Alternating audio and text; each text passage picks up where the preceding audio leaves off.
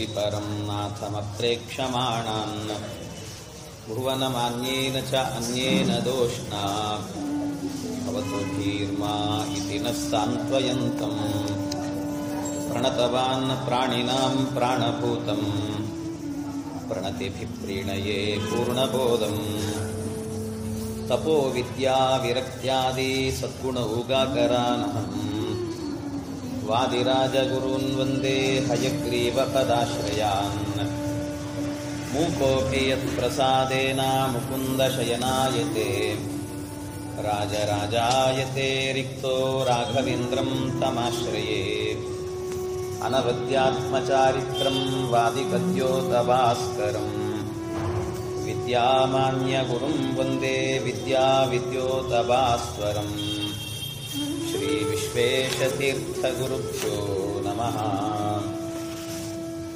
जन्माद्यस्य यतोऽन्वयादितरतश्चार्तेष्वभिघ्नस्वराट् तेने ब्रह्महृदाय आदिकवये मुह्यन्ति यं सूरयः तेजो वारिमृदां यथा विनिमयो यत्र त्रिसर्गो मृषा धाम्ना स्वेन सदा निरस्तकुहकं सत्यं परं धीमहि निगमकल्पतरोर्गलितं फलं शुकमुखादमृतद्रवसंयुतं पिबत भागवतं रसमालयं मुहुरहो रसिका भुवि भावुकाः ಹರಿಕಥಾಮೃತಸಾರ ಗುರುಗಳ ಕರುಣದಿಂದಾಪನಿತು ಪೇಳುವೆ ಪರಮ ಭಗವದ್ಭಕ್ತರಿದನಾದರದಿ ಕೇಳುವುದು. ಶ್ರೀ ಗುರುಭ್ಯೋ ನಮಃ. ಹರಿ ಓಂ ಹರಿ ಓಂ ಹರಿ ಓಂ.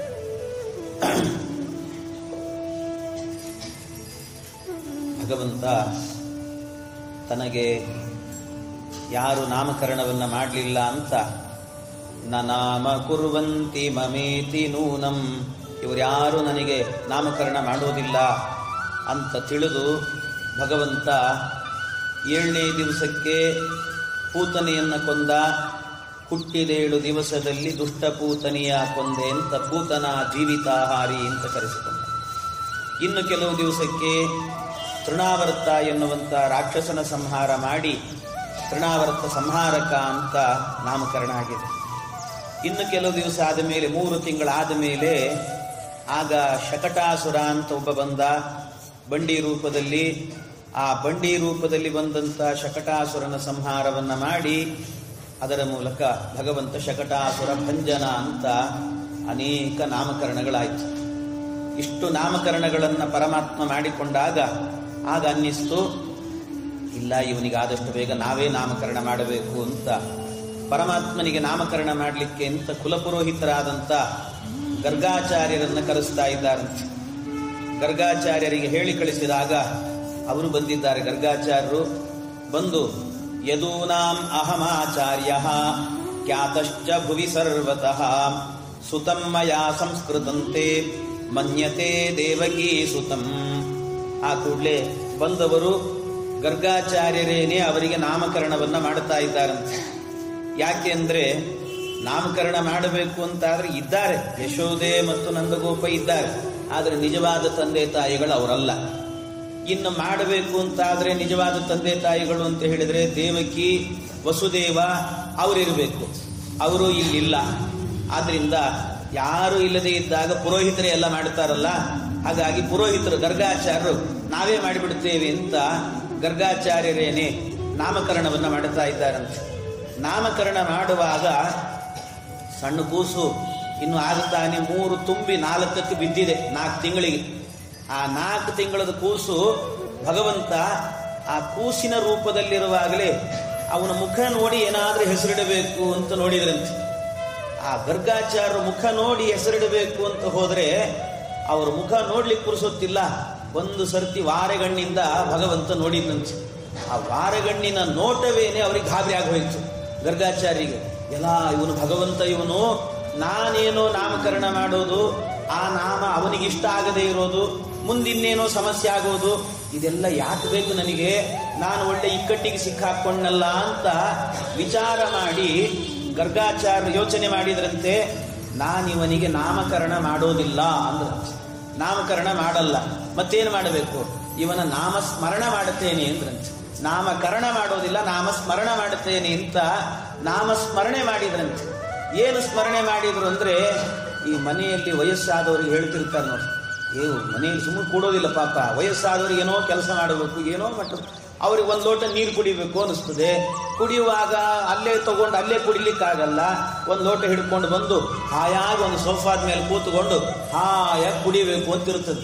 ಅವ್ರು ತಗೊಂಡು ಬರುವಾಗಲೇ ಪಾಪ ವಯಸ್ಸಾಗಿರ್ತದೆ, ಎಲ್ಲೋ ಒಂದು 2 ಹನಿ ನೀರು ಕೆಳಗೆ ಬಿದ್ದು ಹೋಗ್ತದೆ. ಆಗ ಮನೆಯಲ್ಲಿ ಕೆಲಸ ಮಾಡೋರು ಇರ್ತಾರಲ್ಲ, ಮಾಡಿ ಮಾಡಿ ಸಾಕಾಗಿ ಹೋಗಿರ್ತದೆ. ಯಾಕೆ ಪ್ರಾಣ ತೆಗಿತೀರಿ ನಮ್ದು, ಯಾವಾಗಲೂ ಅಲ್ಲಿ ಇಲ್ಲಿ ಓಡಾಡಿ ಸುಮ್ಮನೆ ತಣ್ಣಗೆ ಒಂದು ಕಡೆ ರಾಮಕೃಷ್ಣ ಅಂತ ಕೂಡಬಾರದ ಅಂತ ಇರ್ತಾರೆ. ರಾಮಕೃಷ್ಣ ಅಂತ ಕೂಡಬಾರದ ಅಂತ ಹೇಳ್ತಾರಲ್ಲ, ಏನದರ ಅಭಿಪ್ರಾಯ ಅಂದ್ರೆ ಗರ್ಗಾಚಾರ್ಯರು ಮಾಡಿದಂತ ನಾಮಸ್ಮರಣ ಅದು ಅಂತ ಹೇಳ್ತಾರೆ. ಗರ್ಗಾಚಾರ್ಯರು ನಾಮಕರಣ ಮಾಡೋದಿಲ್ಲ, ನಾಮಸ್ಮರಣ ಮಾಡುತ್ತೇನೆ ಅಂತ ರಾಮಕೃಷ್ಣ ರಾಮಕೃಷ್ಣ ಅಂತ ಭಜನೆ ಮಾಡ್ತಾ ಕೂತ್ಕೊಂಡ್ರಂತೆ. ಹಾಗೆ ರಾಮಕೃಷ್ಣ ಅಂತ ಭಜನೆ ಮಾಡಿದಾಗ ಆಗಲೇನೆ 2 ಕೂಸು ಮಲಗಿದ್ವಲ್ಲಿ, ಒಂದು ರೋಹಿಣಿ ಕೂಸು, ಇನ್ನೊಂದು ದೇವಕಿ ಸುತ್ತ, ಯಶೋದೆ ಸುತ್ತ ಮಲಗಿದ್ದಾನೆ. ರಾಮ ಅನ್ನುವಾಗ ಅವನಿಗೆ ಬಲರಾಮ ಅಂತ ಹೆಸರಾಯಿತು, ಕೃಷ್ಣ ಅನ್ನುವಾಗ ಇವನಿಗೆ ಅದೇ ನಾಮಸ್ಮರಣೆಯೇ ಕೃಷ್ಣ ಅಂತ ಆಗೋಯ್ತಂತೆ. ಹೀಗೆ ನಾಮಕರಣ ಎನ್ನುವಂತಹದ್ದು ಭಗವಂತನಿಗೆ ನಾಮಸ್ಮರಣದ ರೂಪದಲ್ಲಿ ಅವರು ಮಾಡಿದ್ದಾರೆ ಅಂತ. ಆದರೆ ಪರಮಾತ್ಮನಿಗೆ ಈ ನಾಮ ಬಹಳ ಸಂತೋಷ ಆಯ್ತಂತೆ. ಅವನಿಗಿತ್ತ ಹೆಸರು ಭಾರಿ ಸಂತೋಷ ಪಟ್ಟಿದ್ದಾನಂತೆ. ಅದೈತ್ಯ ಗರ್ಗಕ್ಕೆಲ ರಾಮಕೃಷ್ಣವು, ಆ ರಾಮ ಮತ್ತು ಕೃಷ್ಣ ಅನ್ನುವಂಥ ಹೆಸರಿಟ್ಟಿದ್ದು, ಅದರಲ್ಲೂ ಪರಮಾತ್ಮನಿಗೆ ಕೃಷ್ಣ ಅನ್ನುವ ನಾಮಕರಣ ನನಗೆ ಅನ್ವರ್ಥವಾಗಿಟ್ಟಿದ್ದಾನಲ್ಲ ಅಂತ ಬಹಳ ಸಂತೋಷ ಪಟ್ಟರು. ಯಾಕೆ, ಪರಮಾತ್ಮನಿಗೆ ನಾಮ ಇಲ್ಲ ಅಂತೇನಲ್ಲ, ಬೇಕಾದಷ್ಟು ನಾಮಗಳು ಅವನಿಗಿದ್ದಾವೆ. ಹೇಳಲೇ ಅವನ ನಾಮಗಳೆಷ್ಟು ಅಂದ್ರೆ, ವಿಷ್ಣು ಸಹಸ್ರನಾಮ ಅಂತೀವಿ, ಸಹಸ್ರನಾಮ ಪಾರಾಯಣ ಮಾಡೋರಿಗೆಲ್ಲ ಗೊತ್ತೇ ಇರುತ್ತದೆ. ಅವನ ನಾಮಗಳು 1000 ನಾಮಗಳಿದ್ದಾವೆ. ಸಹಸ್ರನಾಮ ಅಂದ್ರೆ 1000 ನಾಮ. ಆ 1000 ನಾಮಗಳಲ್ಲೂ 1000 ನಾಮದ್ದು ಕೂಡ ಬಹಳ ವಿಶೇಷ ಇದೆ ಅಂತ ಹೇಳ್ತಾರೆ. ಏನು ಅಭಿಪ್ರಾಯ ಅಂದ್ರೆ, ನಮ್ಮ ನಾಮಗಳೆಲ್ಲವೂ ಕೂಡ ಶಾಶ್ವತವಾದ ನಾಮ ಅಲ್ಲ. ಈ ದೇಹ ಇರೋ ತನಕ ಕರೀತಾರೆ ಈ ಹೆಸರಲ್ಲಿ. ಈ ದೇಹ ಬಿದ್ದೋಯ್ತು ಅಂದ್ರೆ ಯಾರು ನೋಡ್ತಾರೆ, ಯಾರು ಇಲ್ಲ. ಆಮೇಲೆ ಇನ್ನು 4 ತಲೆಮಾರು ಹೋಯ್ತು ಅಂದ್ರೆ ಆಮೇಲೆ ಯಾರೋ ಏನೋ, ನಮ್ಮ ಮಕ್ಕಳೇ ನಮಗೆ ಹೇಳೋದಿಲ್ಲ, ನಾಳೆ ಹೆಸರು ಹೇಳೋದಿಲ್ಲ, ಇಂಥವ್ರು ನಮ್ಮಪ್ಪ ಅಂತ ಹೇಳೋದಿಲ್ಲ. ಅಂಥದ್ರಲ್ಲಿ ನಮ್ಮ ನಾಮ ಶಾಶ್ವತವೇ ಅಲ್ಲ, ಅಶಾಶ್ವತ ಎಲ್ಲವೂ ಕೂಡ. ಆದರೆ ಭಗವಂತನ ನಾಮ ಅದು ಶಾಶ್ವತವಾದ ನಾಮ.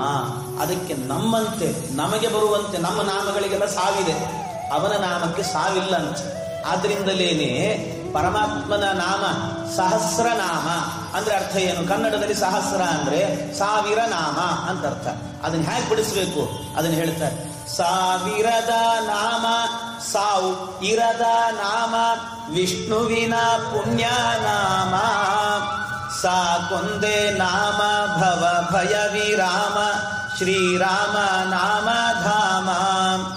ಋಗ್ವೇದ ಸಾರ ಋತ ಚಿದ್ವಿಚಾರ, ಸವಿದನಿತು ನೋಡು ನಾಮ, ನೀನೇಕೆ ದೂರ ನಿಂತಿರುವೆ ಬಾರ, ಕುಡಿದೊಮ್ಮೆ ನೋಡು ನಾಮ. ಈ ನಾಮ ಪಾನ ಮಾಡ್ತಿದ್ರೆ ಸಾಕು. ಇದು 1000ದ ನಾಮ, ಸಾವು ಇರದ ನಾಮ ಅಂತ ಅರ್ಥ ಅದಕ್ಕೆ. ಆದ್ರಿಂದ ಪರಮಾತ್ಮನ ಸಹಸ್ರನಾಮ ಅಂದ್ರೆ ಶಾಶ್ವತವಾದ ನಾಮ ಪರಮಾತ್ಮನದ್ದು. ಅವನು ಮಾತ್ರ ಶಾಶ್ವತ ಅಲ್ಲ, ಅವನ ನಾಮಗಳು ಕೂಡ ಶಾಶ್ವತ ಅಂತೆ. ಹಾಗೆ ಆದ್ರಿಂದ ಬೇಕಾದಷ್ಟು ನಾಮಗಳಿದೆ. ಇದ್ದರೂ ಪರಮಾತ್ಮನಿಗೆ ಈ ನಾಮ ಅಂದಾಗ ಭಗವಂತನಿಗೆ ಬಲು ಆನಂದ ಆಯ್ತಂತೆ. ಆ ನಾಮ ಅನ್ವರ್ಥ ಮಾಡಿಕೊಂಡಿದ್ದಾನೆ ಪರಮಾತ್ಮ. ಯಾಕೆ ಅಂದ್ರೆ ಕೃಷ್ಣ ಅಂದ್ರೆ ಅರ್ಥ ಏನು, ಕರ್ಷತೀತಿ ಕೃಷ್ಣ ಅಂತ, ಎಲ್ಲರನ್ನ ಆಕರ್ಷಣೆ ಮಾಡುತ್ತಾನೆ ಅಂತ ಅರ್ಥ. ಎಲ್ಲರನ್ನ ಆಕರ್ಷಣೆ ಮಾಡುತ್ತಾನೆ. ಯಾರನ್ನ ಬಿಟ್ಟಿದ್ದಾನೆ ಹೇಳಿ, ಎಲ್ಲರನ್ನ ಸೆಳೆಯುವಂಥ ರೂಪ ಕೃಷ್ಣ ಅಂತನ್ನುವಂಥ ರೂಪ. ಅದು ಅನ್ವರ್ಥವಾಗಿದೆ ಅನ್ನೋದಕ್ಕೆ ಕರ್ಷತಿ ಕೃಷ್ಣ ಅಂತ ಹೆಸರು. ಎಲ್ಲರನ್ನ ಅಟ್ರಾಕ್ಟ್ ಮಾಡ್ತಿದ್ದ ಅಂತ ಒಂದರ್ಥ. ಇನ್ನೊಂದು, ಕೃಷ್ಣ ಅಂತ ಹೆಸರು ಯಾರಿಗಿದೆ ಅಂದ್ರೆ ಕೃಷ್ಣ ಪಕ್ಷಕ್ಕೆ ಇದೆ. ಕೃಷ್ಣ ಪಕ್ಷವೂ ಇವನಲ್ಲಿ ಅನ್ವರ್ಥವೇ ಆಗಿದೆ ಅಂತೆ. ಯಾಕೆ ಅಂದ್ರೆ ವಾದರಾಜರು ಹೇಳ್ತಾರೆ, ಕೃಷ್ಣ ಪಕ್ಷದಲ್ಲಿ ಚಂದ್ರ ಏನಾಗ್ತಾನೆ, ಅಮಾವಾಸ್ಯೆ ಬಂದ್ರೆ ಕಳೆಗುಂದಿ ಹೋಗ್ತಾನೆ. ಹಾಗೆ ಇವನೂ ಕೂಡ ಹೆಣ್ಣು ಮಕ್ಕಳ ಹಣೆಯಲ್ಲಿರುವಂತ ಚಂದ್ರನನ್ನ ಅಳಿಸಿ ಹಾಕ್ತಾನಂತೆ. ಯಾವ ಹೆಣ್ಣು ಮಕ್ಕಳು? ದೈತ್ಯರ ಹೆಂಡಂದಿರು ಅವರ ಹಣೆಯ ಕುಂಕುಮವನ್ನ ಅಳಿಸ್ತಾನೆ. ಆದ್ರಿಂದ ಕೃಷ್ಣ ಪಕ್ಷಕ್ಕೆ ಸೇರಿದವನು. ಅಂದ್ರೆ ಹಣೆಯ ಕುಂಕುಮ ಅಳಿಸ್ತಾನೆ ಅಂದ್ರೆ ಅದರ ಅಭಿಪ್ರಾಯ ಏನು ಅಂತ ಹೇಳಿದ್ರೆ ಅವರ ಗಂಡಂದಿರನ್ನ, ರಾಕ್ಷಸರನ್ನ ಸಂಹಾರ ಮಾಡುತ್ತಾನೆ ಅಂತ ಅರ್ಥ. ಹೀಗೆ ಪರಮಾತ್ಮನಿಗೆ ಕೃಷ್ಣ ಪಕ್ಷಕ್ಕೆ ಇಟ್ಟ ಹೆಸರು ಅನ್ನುವ ಅರ್ಥದಲ್ಲೂ ಕೂಡ ಅನ್ವರ್ಥವಾಗಿದೆ ಅಂತ ಭಗವಂತನ ನಾಮ. ಅದರಿಂದ ಅಷ್ಟೇ ಅಲ್ಲ, ಕರ್ಷತಿ ಎಲ್ಲರನ್ನ ಎಳೆದಿದ್ದಾನಲ್ವ, ಯಾರನ್ನು ಬಿಟ್ಟಿದ್ದಾನೆ ಹೇಳಿ? ಗೋವುಗಳು ಸಿಕ್ಕರೆ ಗೋವುಗಳನ್ನು ಎಳ್ಕೊಂಡು ಹೋಗ್ತಿದ್ದಂತೆ, ಗೋಪಾಲಕರು ಸಿಕ್ಕರೆ ಅವ್ರನ್ನೇ ಎಳ್ಕೊಂಡು ಹೋಗಿಬಿಡ್ತಿದ್ದ. ಇನ್ನು ಹೆಣ್ಣು ಮಕ್ಕಳು ಕಂಡ್ರು ಅಂತೂ ಹೆಣ್ಣು ಮಕ್ಕಳು ಅವನ ಹಿಂದೆನೇ ಬರಬೇಕು, ಆ ರೀತಿ ಎಲ್ಲರನ್ನು ಎಳೆದು ಬಿಡ್ತಿದ್ದ. ಅವರು ಎಲ್ಲೋ ಸ್ನಾನ ಮಾಡ್ತಿದ್ರೆ ಸೀರೆ ಎಳ್ಕೊಂಡು ಹೋಗ್ತಿದ್ದ. ಹೀಗೆ ಏನು ಎಳೆದಿಲ್ಲ ಹೇಳಿ? ಎಲ್ಲವನ್ನೂ ಎಳೆದಿದ್ದಾನೆ, ಸೆಳೆದಿದ್ದಾನೆ. ಆದ್ರಿಂದ ಸೆಳೆಯುವ ರೂಪ ಕರ್ಷತಿ, ಎಲ್ಲರನ್ನ ಸೆಳೀತಾನೆ. ಆದ್ರಿಂದ ಸೆಳೆಯುವ ರೂಪ ಅನ್ನುವ ದೃಷ್ಟಿಯಿಂದ ಇವನಿಗೆ ಕೃಷ್ಣ ಅನ್ನುವ ಹೆಸರು. ಸೆಳೆತನ, ಸೆಳೆಯುವಂತಹ ರೂಪಕ್ಕೆ ಕೃಷ್ಣ, ಕರ್ಷತಿ ಅಂತ ಅರ್ಥ. ಸೆಳೆಯುವ ರೂಪ ಅಂತ ಕೃಷ್ಣ ಅಂತ ಅವನಿಗೆ ನಾಮಕರಣ ಮಾಡಿದ್ದು ಅನ್ವರ್ಥವಾಗಿದೆ ಅಂತ. ಸಚ್ಚಿದಾನಂದ ಆನಂದ ಕಂದ ಗೋವಿಂದನಾಗಿ ಬಂದ, ಗೋವಳರ ಸೆಳೆದ ಗೋವುಗಳ ಸೆಳೆದ ಗೋವಿಂದನಾಗಿ ನಿಂದ, ಹಾಲ್ಬೆಣ್ಣೆ ಸೆಳೆದ ಸೀರೆಯನು ಸೆಳೆದ ಕಣ್ಣೀರು ತೊಳೆದು ನಿಂದ, ಎಲ್ಲರನ್ನು ಸೆಳೆದ ಎಲ್ಲವನ್ನೂ ಸೆಳೆದ ಕೃಷ್ಣಾವತಾರದಿಂದ. ಇದು ಕೃಷ್ಣ ಅನ್ನುವ ಅವತಾರದ ಅರ್ಥ, ಕೃಷ್ಣ ಶಬ್ದದ ಅರ್ಥ ಅಂತ. ಎಲ್ಲರನ್ನ ಸೆಳೀತಾನೆ, ಆದ್ರಿಂದ ಅವನಿಗೆ ಕೃಷ್ಣ ಅನ್ನುವಂತಹ ನಾಮಕರಣ ಅನ್ವರ್ಥವಾಗಿದೆ ಅಂತ ಹೇಳ್ತಾರೆ. ಹೀಗೆ ಭಗವಂತ ಅನ್ವರ್ಥವಾದ ನಾಮವನ್ನು ಧಾರಣೆ ಮಾಡಿದ್ದಾನೆ. ನಾಮಕರಣ ಆಯ್ತವನಿಗೆ. ಆ ನಾಮಕರಣ ಆದ ದಿವಸ ಭಗವಂತನಿಗೆ ಆವತ್ತು ತೊಟ್ಲು ಸೇವೆ ಅಂತ ಒಂದು ಮಾಡ್ತಾರೆ. ನಾಮಕರಣ ದಿವಸ ತೊಟ್ಲಲ್ಲಿ ಹಾಕಿ ಅವನನ್ನು ತೂಗೋದು ಅಂತ ಎಲ್ಲರೂ ತೊಟ್ಟಿಲಲ್ಲಿ ಹಾಕಿದ್ರಂತೆ. ತೊಟ್ಟಿಲಲ್ಲಿ ಹಾಕಿ ಭಗವಂತನನ್ನ ತೂಗಿದ್ರು.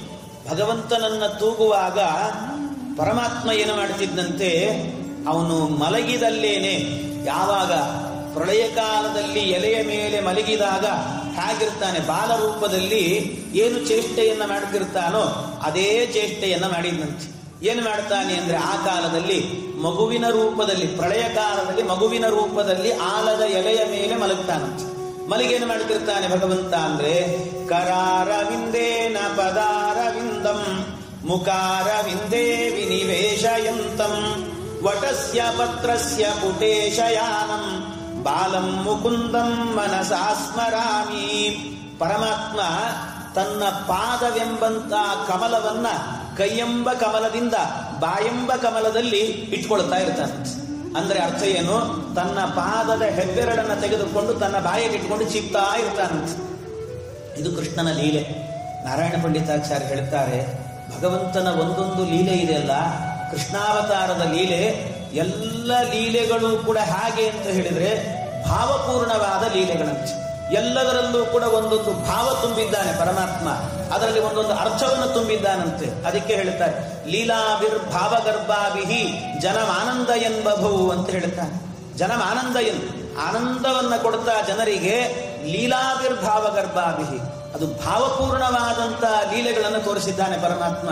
ಏನು ಲೀಲೆ ತೋರಿಸಿದ್ದಾನೆ, ಏನು ಭಾವಪೂರ್ಣ ಇದರಲ್ಲಿ ಅಂದ್ರೆ, ವಾದರಾಜ ಸ್ವಾಮಿಗಳು ಇದನ್ನು ಕಂಡುಕೊಳ್ತಾರೆ. ನಮಗಿಷ್ಟೇ ಕಾಣೋದಷ್ಟೇ. ಆದರೆ ಲಕ್ಷ್ಮೀದೇವಿ ಹೇಳ್ತಾಳಲ್ಲ, ಬಗೆ ಬಗೆಯ ನೂತನವ ಕಾಣುತ್ತಾ ಅಂತ ಒಂದೊಂದು ಲೀಲೆಗಳಲ್ಲೂ ಕೂಡ ಹೊಸತನವನ್ನ ಕಾಣಬೇಕು. ಹಾಗೆ ವಾದರಾಜ ಸ್ವಾಮಿಗಳು ಈ ಲೀಲೆಯನ್ನ ಆನಂದದಿಂದ ಕೊಂಡಾಡಿ ಅವರು ಹೇಳ್ತಾರೆ, ಏನಿದ್ರಲ್ಲಿ ತೋರಿಸಿದ್ದಾನೆ ಪರಮಾತ್ಮ ಅಂದ್ರೆ, ಭಗವಂತ ಪಾದದ ಹೆಬ್ಬೆರಳನ್ನ ಬಾಯಲ್ಲಿಟ್ಟುಕೊಂಡಿದ್ದಂತೆ. ಗೋಪಿಯರೆಲ್ಲ ಬಂದು ಭಗವಂತನನ್ನ ಮಾತಾಡಿಸ್ತಿದ್ರು. ಅವನ ಕೆನ್ನೆಗಿಂಡೋದು ಮಾಡೋದು ಎಲ್ಲ ಮಾಡಿ ಹೋಗ್ತಿದ್ರಂತೆ. ಹೋಗುವಾಗ ಕೃಷ್ಣ ಪಾದದ ಬೆರಳು ಬಾಯಿಲಿಟ್ಟುಕೊಂಡ್ರೆ ಅದನ್ನು ಬಿಡಿಸ್ತಿದ್ರಂತೆ. ಬಿಡಿಸಿ ಚೀಚಿ ಕೃಷ್ಣ ಹಾಗೆಲ್ಲ ಬಾಯಿಲಿಟ್ಕೋಬಾರ್ದು, ಇದನ್ನೆಲ್ಲ ಬಿಡು ಅದನ್ನ ಅಂತ ಬೈಯೋದಂತೆ. ಬೈದು ಮುಂದಕ್ಕೆ ಹೋಗ್ತಿದ್ರಂತೆ. ಪರಮಾತ್ಮ ಯೋಚನೆ ಮಾಡಿದಂತೆ, ಮಲಗಿದವನು, ಎಲ್ಲ ಏನು ಭಕ್ತರಿವ್ರು ನನಗೆ ನನ್ನನ್ನ ಹೊಗಳುವಾಗ ಹಾಡುವಾಗ ಸರ್ವತಂತ್ರ ಸ್ವತಂತ್ರ ಅಂತ ಹೇಳ್ತಿರ್ತಾರೆ. ನನ್ನ ಪಾದ, ನನ್ನ ಕೈ, ನನ್ನ ಬಾಯಿ, ನನ್ನ ಪಾದ ನನ್ನ ಬಾಯಲ್ಲಿ ಇಟ್ಕೊಳ್ಳಿಕ್ ಬಿಡ್ತಾ ಇಲ್ಲಲ್ಲ, ಅಸ್ವತಂತ್ರ ಇವ ದೃಶ್ಯತೆ, ನನ್ನನ್ನೇ ಅಸ್ವತಂತ್ರ ಮಾಡಿಟ್ಟಿದ್ದಾರಲ್ಲಿ ಇವರು ಅಂತ ಅಂದುಕೊಳ್ತಾನೆ ಪರಮಾತ್ಮ. ನಿಜವಾದ ಅಭಿಪ್ರಾಯ ಏನು ಅಂದ್ರೆ ಪರಮಾತ್ಮನದ್ದು, ಅವನ ಸಂಕಟ ಅವನಿಗೆ, ಅವನ ಸಂಕಟ ಅವನಿಗೆ. ಏನು ಸಂಕಟ ಅಂದ್ರೆ, ಪರಮಾತ್ಮ ಇದಕ್ಕಿಂತ ಮೊದಲು ಏನು ಮಾಡಿದ್ದ? ವಾಮನನಾಗಿ ಅವತಾರ ಮಾಡಿದ್ದ. ವಾಮನಾವತಾರದ ಕಾಲದಲ್ಲಿ ಪರಮಾತ್ಮ ಏನು ಮಾಡಿದ? ತ್ರಿವಿಕ್ರಮನಾಗಿ ಬೆಳೆದ. ಅಲ್ಲಿ ಬೆಳೆದಾಗ 3 ಪಾದ ಅಳಿಯುವಾಗ ಏನಾಯಿತು? 1 ಪಾದ ಇಡುವಾಗ ಬ್ರಹ್ಮಾಂಡದ ಕಟಾಹಕ್ಕೆ ಅವನ ಪಾದ ತಾಗಿ ಶೃಂಗಾರ ಪಾದ ನಖ ಬಂದಿತ್ತಲ್ಲ, ಅವನ ಪಾದದ ಹೆಬ್ಬೆರಳು ತಾಗಿದ್ರಿಂದ ಗಂಗೆ ಬಂತು, ಅಷ್ಟಾಯಿತು. ಆಗ ಪರಮಾತ್ಮನಿಗೆ ಆ ಹೆಬ್ಬೆರಳು ನೋವಾಯಿತಂತೆ. ಭಗವಂತನಿಗೆ ನಾಟಕ ನೋಡಿ ಹೇಗೆ ಮಾಡ್ತಾನೆ ಪರಮಾತ್ಮ. ಆ ಹೆಬ್ಬೆರಳು ನೋವಾಯಿತಂತೆ. ಈ ಮಕ್ಕಳು ಆಟ ಆಡ್ತಿರ್ತಾರೆ ಅಂಗಳದಲ್ಲಿ. ಆಟ ಆಡುವಾಗ ಕೆಳಗೆ ಉರುಳಿ ಬಿಡ್ತಾರೆ. ಎಲ್ಲಾದ್ರೂ ಮಂಡಿಗೆ ಏನಾದ್ರೂ ಪೆಟ್ಟಾದ್ರೆ ತಾಯಿ ಬಂದೇನು ಮಾಡ್ತಾಳೆ? ಅಯ್ಯೋ ಈ ಪೆಟ್ಟಾಯ್ತಾ ಅಂತ ಅದನ್ನು ಉಜ್ಜುತ್ತಾಳೆ ಹಿಡ್ಕೊಂಡು. ಉಜ್ಜಿ ಸಮಾಧಾನ ಮಾಡು. ನೀವು ಒಂದೊಂದು ಸ್ವಲ್ಪ ಅದನ್ನು ನೀವಿ ಸಮಾಧಾನ ಮಾಡ್ತಾಳಂತೆ. ಹಾಗೆ ನೀವಿ ಸಮಾಧಾನ ಮಾಡಬೇಕು ಅಂತ ಪರಮಾತ್ಮನಿಗೂ ತನ್ನ ಬೆರಳನ್ನ ನೀವಿ ಸಮಾಧಾನ ಮಾಡಬೇಕು ಅಂತ ಅನಿಸ್ತಂತೆ. ಯಾರು ನೀವು ಬೇಕು? ತನಗೆ ತಾನೇ ಮಾಡಿಕೊಡ್ಬೇಕು ಭಗವಂತ. ಅದಕ್ಕೆ ಅಂದುಕೊಂಡ ಅದನ್ನ ಬಗ್ಗೆ ನೀವಿ ಬಿಡೋಣ ಒಂದು ಸರ್ತಿ ಅಂತ ಅನಿಸ್ತಂತೆ.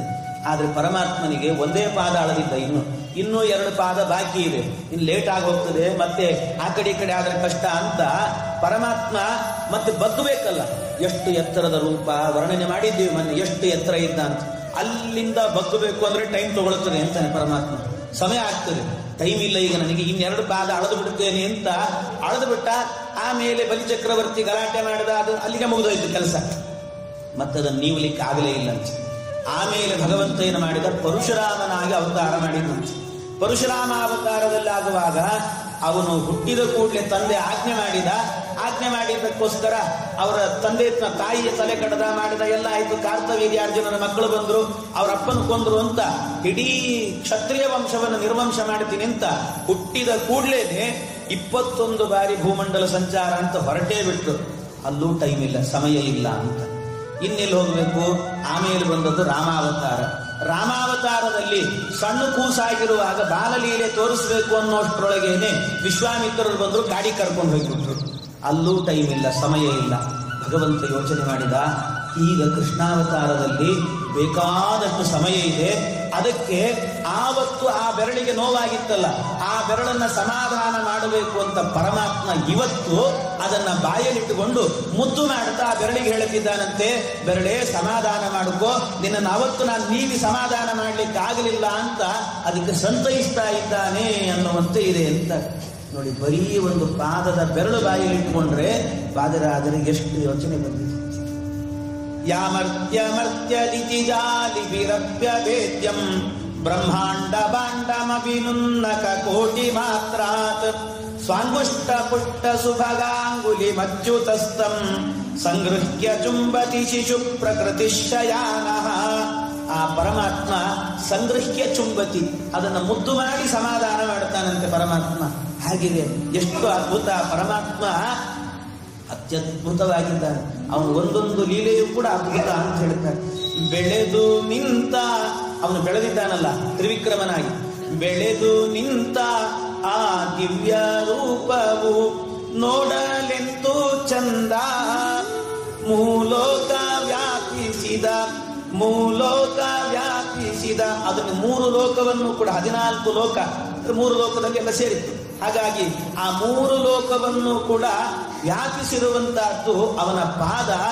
3 ಲೋಕ ವ್ಯಾಪಿಸಿದ ಪಾದವೊಂದು ಬ್ರಹ್ಮಾಂಡ ತಾಗಿತೆಂದ, ನೋವು ತಿಂದ ಆ ಬೆರಳ ನೀವುದಕ್ಕೆ ಸಮಯವಿಲ್ಲವೆಂದ, ಬೆರಳ ಚುಂಬಿಸುತ್ತ ತೊಟ್ಟಿಲಲ್ಲಿ ಮಲಗಿರುವ ಕೃಷ್ಣ ಕಂದ.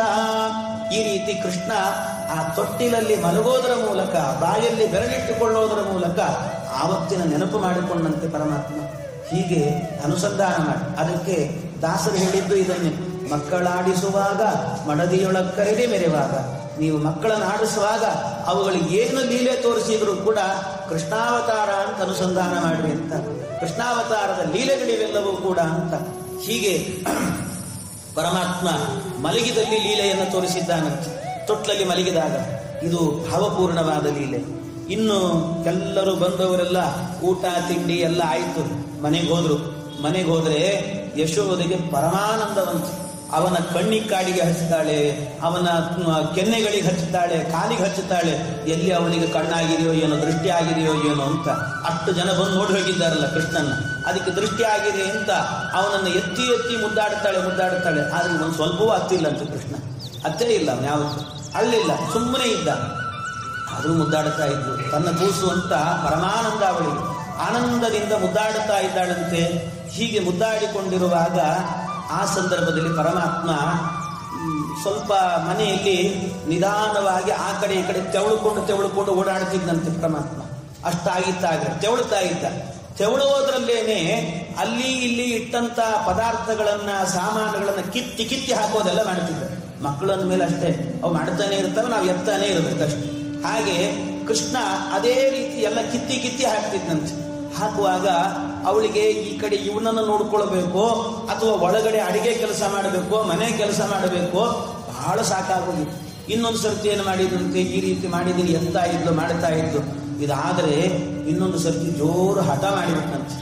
ಯಾಕೆ ಹಠ ಅಂದ್ರೆ ನನ್ನನ್ನು ಎತ್ಕೋ ಅಂತ ಹಠ ಮಾಡ್ತಿದ್ದಂತೆ.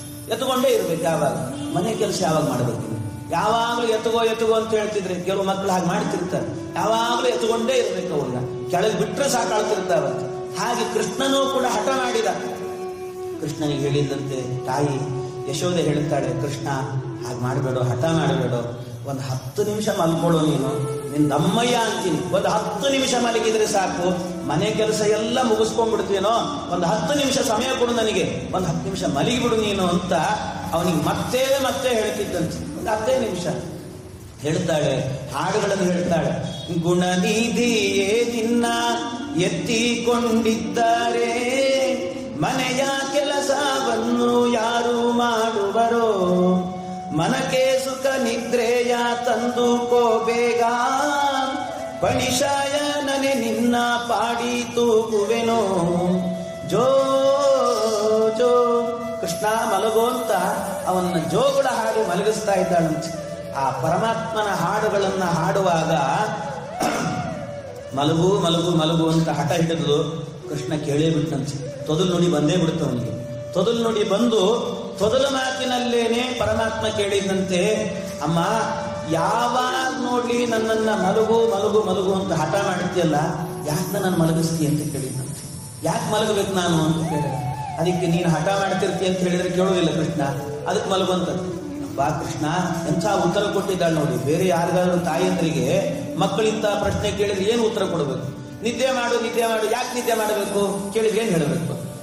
ನಾವೇನು ಹೇಳ್ಬಿಟ್ಟು ಮಲಗಬೇಕಂದ್ರೆ ಮಲಗಬೇಕು ಅಷ್ಟೇ ಅಂತ ಬೈ ಬಿಡ್ತೀವಿ ಅಷ್ಟೇ.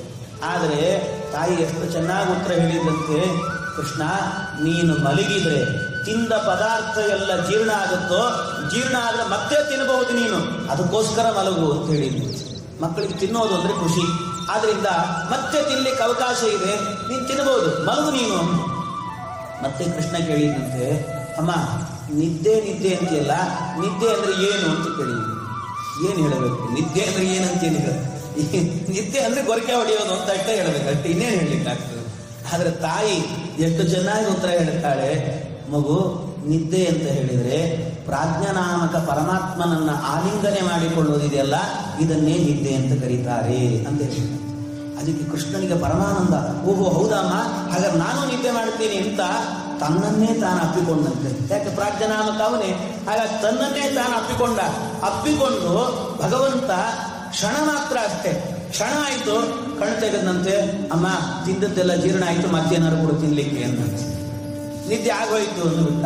ಈ ರೀತಿ ನಿದ್ರಾಮಾಶ್ರಯ ಕಿಂ ತದಾಶ್ರಯ ಪರಂ ಭುಕ್ತಂ ವ್ರಜೇ ಜೀರ್ಣತಾಂ ನಿದ್ರಾ ಕಾಂಬ ನಿಮೀಲಿತಾಕ್ಷಿ ಯುಗಲಃ ಪ್ರಾಜ್ಞಂ ಯದಾಲಿಂಗತಿ. ಈ ರೀತಿ ಪ್ರಾಜ್ಞನಾಮಕ ಪರಮಾತ್ಮನನ್ನ ಆಲಿಂಗನೆ ಮಾಡೋದು ಅಂತೆಲ್ಲ ಸಂತೈಸಿ ಹೇಳ್ತಾ ಇದ್ರು. ಇನ್ನೂ ಕೆಲವೊಮ್ಮೆ ಅವಳ ಹಾಡು ಹೇಳೋಳಂತೆ. ಆಗ್ಲೇ ಹೇಳಿದ್ನಲ್ಲ ಹಾಡು, ಪಾಲಗಡದೋಳು ಪವಡಿಸಿದವನೇ ಆಲದ ಎಲೆ ಮೇಲೆ ಮಲಗಿದ್ದ ಶಿಶುವೆ. ಆ ಹಾಡನ್ನ ಯಾವಾಗಲೂ ಹೇಳಿ ಹೇಳ್ತಿದ್ರು. ಈ ಹಾಡು ಹೇಳೋದನ್ನ ಕೇಳಿ ಸಾಕಾಗೋಯ್ತು ಕೃಷ್ಣನಿಗೆ. ಸಾಕಾಗಿ ಒಂದು ಸರ್ತಿ ತಾಯಿನ ಕೇಳೇ ಬಿಟ್ಟನಂತೆ, ಅಮ್ಮ ಯಾವಾಗ ನೋಡ್ಲಿ ನೀನು ಕ್ಷೀರಸಾಗರದಲ್ಲಿ ಮಲಗಿದಂತ ಆ ಭಗವಂತನ ಹಾಡೇ ಹೇಳ್ತಿರ್ತಿ, ಇಲ್ಲ ಶೇಷಶಾಹಿಯಾದಂತ ಅವನ ಹಾಡೇ ಹೇಳ್ತಿರುತ್ತೆ. ಯಾಕೆ ಇದನ್ನು ಬಿಟ್ಟು ಬೇರೆ ಹಾಡು ಬರೋದಿಲ್ಲ ನಿನಗೆ ಅಂತ ಕೇಳಿ. ಎಲ್ಲಿ ಭಜನಾ ಸಂಘ ಅಲ್ಲಿ ಸೇರಿಲ್ವಾ? ಯಾಕೆ ಹಾಡು ಬರೋದಿಲ್ಲ ನಿನಗೆ ಅಂತಾನೆ ಕೃಷ್ಣ. ಬೇರೆ ಹಾಡು ಎಲ್ಲರೂ ಹೋಗಿ ಸೇರ್ಕೋ ಭಜನಾ ಸಂಘಕ್ಕೆ, ಒಂದು 4 ಹಾಡು ಹೇಳ್ಕೊಡ್ತಾರೆ ಅಂದ ಪರಮಾತ್ಮ.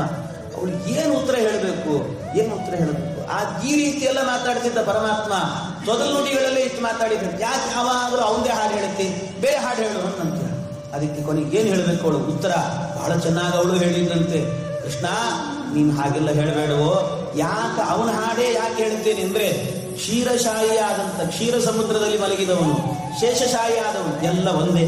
ಅವನು ಶೇಷಶಾಹಿಯಾಗಿ ಯಾವಾಗಲೂ ಮಲಗಿರ್ತಾನೆ ಪರಮಾತ್ಮ, ಯಾವಾಗಲೂ ನಿದ್ದೆ ಮಾಡ್ತಾನಲ್ಲ, ಅದರಿಂದ ಅವನು ನಿದ್ದೆ ಮಾಡ್ತಾನೆ. ಅವನು ಹಾಡು ಹೇಳಿದ್ರೆ ನಿನಗೂ ಅವನಂತೆ ನಿದ್ದೆ ಕೊಡ್ತಾನೆ ಅಂತ. ಅವನಂತೆ ನಿದ್ದೆ ನಿನಗೂ ಕೂಡ ಬರ್ತದೆ, ಅದಕ್ಕೋಸ್ಕರ ಅವನು ಹಾಡು ಹೇಳ್ತೀನಿ ಅಂತ ತಾಯಿ ಉತ್ತರ ಕೊಟ್ಟು. ಕೃಷ್ಣ ಹೇಳ್ತಾನೆ, ಅಮ್ಮ ಯಾವಾಗಲೂ ನಿದ್ದೆ ಮಾಡ್ತಿರ್ತಾನೆ ಅಂದ್ರೆ ನೀನು ಅವನ ಹಾಡು ಹೇಳಿದ್ದು ಅವನು ಕೇಳಿಸಿದ್ರೆ ನನಗೆ ನಿದ್ದೆ ಕೊಡ್ತಾನೆ. ಅವನಿಗೆ ಕೇಳಿಸ್ಬೇಕಲ್ಲ, ನಿದ್ದೆ ಮಾಡ್ತಿದ್ರೆ ಅವನಿಗೆ ಕೇಳಿಸ್ತದೆ ಅಂತ ಕೃಷ್ಣ. ಉತ್ತರವೇ ಇಲ್ಲ, ತಟಸ್ಥ ಆಗಿರ್ತದೆ. ಇದರ ಮೂಲಕ ಕೃಷ್ಣ ಏನು ತೋರಿಸ್ತಾನೆ ಭಗವಂತ ಅಂದ್ರೆ ಲೀಲಾ ವಿರ್ಭಾವಗರ್ಭಾವಿ, ಭಾವಪೂರ್ಣ. ಪರಮಾತ್ಮ ಹೇಳ್ತಾನೆ ಭಗವಂತ ಎಲ್ಲೋ ಶೇಷಶಾಹಿಯಾಗಿ ಮಲಗಿದ್ದಾನೆ ಅಂದ್ರೆ ನಿದ್ದೆ ಹೊಡಿತಿರ್ತಾನೆ ಅಂತ ತಿಳ್ಕೋಬೇಡ್ರಿ, ಯಾವಾಗಲೂ ಎದ್ದೇ ಇರ್ತಾನೆ. ಪರಮಾತ್ಮ ನಿದ್ದೆ ಮಾಡೋದಿಲ್ಲ, ತನ್ನ ಮತವನ್ನ ತೋರಿಸ್ತಾ ಇದ್ದಾನಂತೆ. ನಾನು ಯಾವತ್ತೂ ಕೂಡ ನಿದ್ದೆ ಮಾಡೋದಿಲ್ಲ ಅನ್ನೋದನ್ನ ಜಗತ್ತಿಗೆ ಹೇಳಬೇಕು. ಅದಕ್ಕೆ ತಾಯಿಯ ಜೊತೆಗೆ ಸಂಭಾಷಣೆಯಲ್ಲಿ ಹೇಳಿದಂತೆ ಪರಮಾತ್ಮ. ಹೀಗೆ ಭಗವಂತ ಆ ಲೀಲೆಯನ್ನ ತೋರಿಸ್ತಾನೆ ಅಂತ. ಅದರಿಂದ ಪರಮಾತ್ಮ ಮತ್ತೆ ಮಲಗಿರ್ತಾನೆ ಅಂದ್ರೆ ಏನರ್ಥ? ಭಗವಂತ ಮಲಗಿರ್ತಾನೆ ಅಂತ ಹೇಳಿದ್ರೆ ಭಗವಂತನ ನಿದ್ದೆ ಅಂದ್ರೆ ಅದು ಯೋಗ ನಿದ್ದೆ ಅಂತ ಅರ್ಥ. ಯೋಗ ನಿದ್ದೆ. ನಮ್ಮ ನಿದ್ದೆ ಯೋಗ ನಿದ್ದೆ ಅಲ್ಲ, ನಮ್ದು ಭೋಗ ನಿದ್ದೆ ಅಂತ. ಭೋಗ ನಿದ್ದೆ ಅಂದ್ರೆ ಅಲ್ಲಲ್ಲೇ ಪುರಾಣ ಕೇಳ್ತಾನೆ ತೂಗುಡಿಸ್ತಿರ್ತಾರಲ್ಲ, ಇದೆಲ್ಲ ಭೋಗ ನಿದ್ದೆ ಅಂತ ಕರೆಸ್ಕೊಳ್ತದಂತ. ಅದಕ್ಕೆ ಇವತ್ತು ಬೆಳಿಗ್ಗೆ ಸ್ವಲ್ಪ ಬಹಳ ದ್ವಾದಶಿ ಶ್ರಮ ಆಗಿತ್ತು, ಅದಕ್ಕೆ ಎಲ್ಲರೂ ಕೂಡ ಸ್ವಲ್ಪ ಭೋಗ ನಿದ್ದೆ ಇದ್ರು ಅನಿಸ್ತು. ಅದಕ್ಕೆ ನಾಮಕರಣ ಇವಾಗಲೇ ಬೇಡ, ಸಾಯಂಕಾಲ ಇಟ್ಕೊಳ್ಳೋಣ ಅಂತ ಅನ್ಕೊಂಡಿದ್ದೆ. ಬೆಳಿಗ್ಗೆ ಇಟ್ಕೊಳ್ಳಿಲ್ಲ, ಅದಕ್ಕೇನೆ. ಹೀಗೆ ಆ ರೀತಿ ಆಗ್ತಿರ್ತದೆ. ಇದೆಲ್ಲ ನಮಗಾಗುವಂತಹದ್ದು ಭೋಗ ನಿದ್ದೆ ಅಂತ ಕರೀತಾರೆ. ಆದ್ರೆ ಪರಮಾತ್ಮನ ನಿದ್ದೆ ಯೋಗ ನಿದ್ದೆ. ಅಂದ್ರೆ ಯೋಗ ನಿದ್ದೆ ಅಂದ್ರೆ ನಿದ್ದೆಯಲ್ಲೂ ಎಚ್ಚರಿಕೆಯಲ್ಲಿರೋದಿದೆಯಲ್ಲ, ಅದನ್ನ ಯೋಗ ನಿದ್ದೆ ಅಂತ ಕರೀತಾರೆ. ಎಚ್ಚರಿಕೆಯಲ್ಲೂ ತೂಕಡಿಸೋದನ್ನ ಭೋಗ ನಿದ್ದೆ ಅಂತ ಕರೀತಾರೆ. ಇದು ಇಷ್ಟು ವ್ಯತ್ಯಾಸ ಇದೆ ಅಂತ. ಹಾಗೆ ಪರಮಾತ್ಮನ ನಿದ್ದೆ ಯೋಗ ನಿದ್ದೆ ಅಂತ. ಇದನ್ನ ತಿಳಿಸೋದಕ್ಕೋಸ್ಕರ ಪರಮಾತ್ಮ ತಾಯಿಯ ಜೊತೆಗೆ ಇಷ್ಟು ಸಂಭಾಷಣೆಗಳನ್ನ ಮಾಡ್ತಿದ್ದಂತೆ. ಹಾಗಿದೆ ನೋಡಿ ಕೃಷ್ಣನ ಕಥೆ. ಈ ಕೃಷ್ಣನ ಕಥೆಯನ್ನ ಕೇಳಿದಂತ ಒಬ್ಬ ಕವಿ ಹೇಳ್ತಾನೆ. ಲೀಲಾಶುಕ ಅಂತ ಒಬ್ಬ ಕವಿ ಇದ್ದಾನೆ, ಸಂಸ್ಕೃತದ ಕವಿ ಅವನು. ಆ ಕವಿ ಹೇಳ್ತಾನೆ, ನಿಜವಾಗಲೂ ಅವನೊಬ್ಬ ಶೈವ, ರುದ್ರದೇವರ ಆರಾಧಕ ಅವನು. ಆದರೆ ರುದ್ರದೇವರ ಆರಾಧಕ ಅವನು ಹೇಳ್ತಾನೆ, ನನಗೇನು ಅಂತ ಗೊತ್ತಿಲ್ಲ, ನಾನು ನಿತ್ಯವೂ ಕೂಡ ರುದ್ರದೇವರ ಆರಾಧನೆ ಮಾಡ್ತೇನೆ, ನಾನೊಬ್ಬ ಶೈವ, ಪಂಚಾಕ್ಷರಿ ಜಪ ಮಾಡ್ತೀನಿ, ಓಂ ನಮಃ ಶಿವಾಯ ಅಂತಲೇ ಹೇಳ್ತೇನೆ. ಏನೋ ಗೊತ್ತಿಲ್ಲ ನನಗೆ. ವಾದರಾಜ ಸ್ವಾಮಿಗಳು ಮತ್ತು ಭಾಗವತದ ದಶಮಸ್ಕಂದ ಕೃಷ್ಣನ ಕಥೆ ಇದನ್ನ ಕೇಳ್ತಾ ಇದ್ರೆ ನನಗೇ ಗೊತ್ತಿಲ್ಲದೆ ನನ್ನ ಮನಸ್ಸು ಕರಗಿ, ಅದು ನಾನು ಶೈವ ಅಂದ್ರೂ ಕೂಡ ನನ್ನ ಮನಸ್ಸು ವೈಷ್ಣವ ಆಗಿ ಹೋಗ್ತಾ ಇದೆ ಅಂತ ಹೇಳ್ತಾನೆ. ಏನು ಅಂತ ಗೊತ್ತಿಲ್ಲ, ಕೃಷ್ಣನ ಕಥೆಯಲ್ಲಿ ಅಷ್ಟು ಅಟ್ರಾಕ್ಷನ್ ಇದೆ ಅಂತ ಹೇಳ್ತಾನೆ. ಶೈವಾವಯಂ ನಖಲು ತತ್ರ ವಿಚಾರಣೀಯಂ. ಶೈವಾವಯಂ, ನಾವು ಶೈವರೇ, ಏನು ವಿಚಾರ ಮಾಡಬೇಡ್ರಿ ನೀವು ಅಂತ. ಪಂಚಾಕ್ಷರಿ ಜಪ ಪರಾನಿತರಾಂ ತಥಾಪಿ, ನಾನು ಪಂಚಾಕ್ಷರಿ ಜಪವನ್ನೇ ಮಾಡ್ತೇನೆ ಅಂತಾನೆ. ಆದ್ರೆ ಚೇತೋ ಮದೀಯ ಮತಸಿ ಕುಸುಮಾವವಾಸಂ ಸ್ಮೇರಾನನಂ ಸ್ಮರತಿ ಗೋಪವಧೂ ಕಿಶೋರಂ. ಆದ್ರೆ ಗೋಪವಧೂ ಕಿಶೋರ ಇದ್ದಾನಲ್ಲ ಕೃಷ್ಣ, ಅವನ ಕಥೆ ಕೇಳಿದರೆ ಸಾಕು ನನ್ನ ಮನಸ್ಸು ಕರಗಿ ವೈಷ್ಣವನಾಗಿ ಬಿಡುತ್ತೇನೆ ಅಂತ ಹೇಳ್ತಾ ಇದೆ. ಏನ್ ಮಾಡಬೇಕು? ಕೃಷ್ಣನ ಭಕ್ತನಾಗ್ತೇನೆ ಅಂತ ಆ ಕವಿಗೆ ತಡ್ಕೊಳ್ಳಿಕ್ಕಾಗದೇನೆ ಅವನು ಕೃಷ್ಣನ ಬಾಲಲೀಲೆಗಳನ್ನೇ ಒಂದಷ್ಟು ಸೇರಿಸಿ ಒಂದು ಕಾವ್ಯ ಬರೆದಿದ್ದಾನೆ. ಅದಕ್ಕೆ ಕೃಷ್ಣ ಕರ್ಣಾಮೃತ ಅಂತ ಹೆಸರು. ನೋಡಿ, ಅವನು ಶೈವ, ಕೃಷ್ಣನ ಕಥೆ ಕೇಳಿ ಟರ್ನಾಗಿಬಿಟ್ಟ ಅವನು, ನಾನು ವೈಷ್ಣವ ಅಂದ್ಬಿಟ್ಟ ಅವನು. ಹೀಗೆ ಅವನು ಹೇಳ್ತಾನೆ. ಅದರ ಜೊತೆಗೆ ಇನ್ನೊಂದು ಮಾತನ್ನ ಹೇಳ್ತಾನೆ, ನಾನು ಕೃಷ್ಣನ ಕಥೆ ಬರೀತಾ ಇದ್ದೇನೆ ಅಂತಾನೆ. ಕೃಷ್ಣನ ಕಥೆ ಕೇಳ್ತಾ ಇದ್ರೆ ಯಾರಿಗೆ ಸಾಕು ಅಂತ ಅನಿಸುತ್ತೆ ಹೇಳಿ? ಸಾಕು ಅಂತ ಅನಿಸೋದೇ ಇಲ್ಲಂತೆ. ಅದಕ್ಕೆ ಅವನೇನು ಮಾಡಿದ, ಕೃಷ್ಣನ ಕಥೆ ಬರಿತಾ ಇರುವಾಗ ಅವನು ಹೇಳ್ತಾನೆ, ಸಂಧ್ಯಾ ವಂದನೆ ಮಾಡೋದಿಲ್ಲ, ಸ್ನಾನ ಮಾಡೋದಿಲ್ಲ, ಪಿತೃತರ್ಪಣ ಮಾಡೋದಿಲ್ಲ, ದೇವರ ಪೂಜೆ ಮಾಡಲ್ಲ. ಯಾಕೆ? ಅದೆಲ್ಲದಕ್ಕಿಂತಲೂ ಮಿಗಿಲಾದ ಕೃಷ್ಣನ ಕಥೆ ಬರೀತಿದ್ದೀನಿ ಅಂತ. ಕೃಷ್ಣನ. ಮತ್ತೆ ಸಂಧ್ಯಾ ವಂದನೆ ಅದೆಲ್ಲ ಒಂದೊಂದು ಸರ್ತಿ ನಮಸ್ಕಾರ ಅಂತ ಹೇಳ್ತೀನಿ. ಸಂಧ್ಯಾ ವಂದನೆ ನಮಸ್ಕಾರ ಮುಗಿದೈತೆ, ಸಂಧ್ಯಾ ವಂದನೆ ಆಯ್ತು. ಸ್ನಾನ ನಮಸ್ಕಾರ, ಸ್ನಾನ ನಮಸ್ಕಾರ ಮುಗೀತು, ಸ್ನಾನ ಮುಗೀತು ಅಂತ. ಪಿತೃದೇವತೆಗಳ ತರ್ಪಣ ಅದು ನಮಸ್ಕಾರ ಮುಗಿದು ಹೋಯ್ತು ಅಂತ. ಹೀಗೆ ಎಲ್ಲದಕ್ಕೂ ಒಂದೊಂದು ನಮಸ್ಕಾರ ಅಂತ ಹೇಳಿಬಿಡ್ತೇನೆ, ಅದರಿಂದಲೇನೆ ಎಲ್ಲ ಮುಗಿದು ಹೋಗುತ್ತೆ ಅಂತ ಹೇಳ್ತಾನೆ.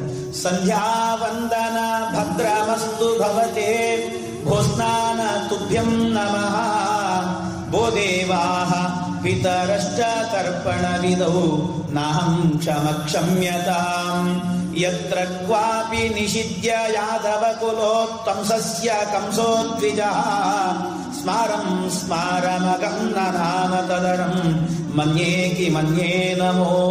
ಇದಕ್ಕಿಂತ ಇನ್ನೇನು ಬೇಕು ಅಂತ? ಕೃಷ್ಣನ ಕಥೆ ಇದೆ ನನಗೆ, ಎಲ್ಲದರ ಪುಣ್ಯ ಅದೇ ಕೊಡುತ್ತದೆ ಅಂತ. ಅಷ್ಟು ಕೃಷ್ಣನ ಕಥೆ ಕೇಳುತ್ತಿದ್ರೆ ನನ್ನ ಜೀವನದಲ್ಲಿ ಏನೂ ಬೇಡ ಅಂತ. ಅಷ್ಟು ಅದ್ಭುತವಾಗಿದೆ ಕೃಷ್ಣನ ಕಥೆ. ಹಾಗೆ ಹೇಳ್ತಾ ಪರಮಾತ್ಮ ಇಂಥ ಲೀಲೆಗಳನ್ನು ತೋರಿಸಿದ್ದಾನೆ ಅಂತ. ಇಂಥ ಲೀಲೆ ತೋರಿಸ್ತಾ ಭಗವಂತ ಇನ್ನು ಸ್ವಲ್ಪ ದೊಡ್ಡವನಾದಂತೆ, ಇಂಚೂರು ದೊಡ್ಡವನಾದ.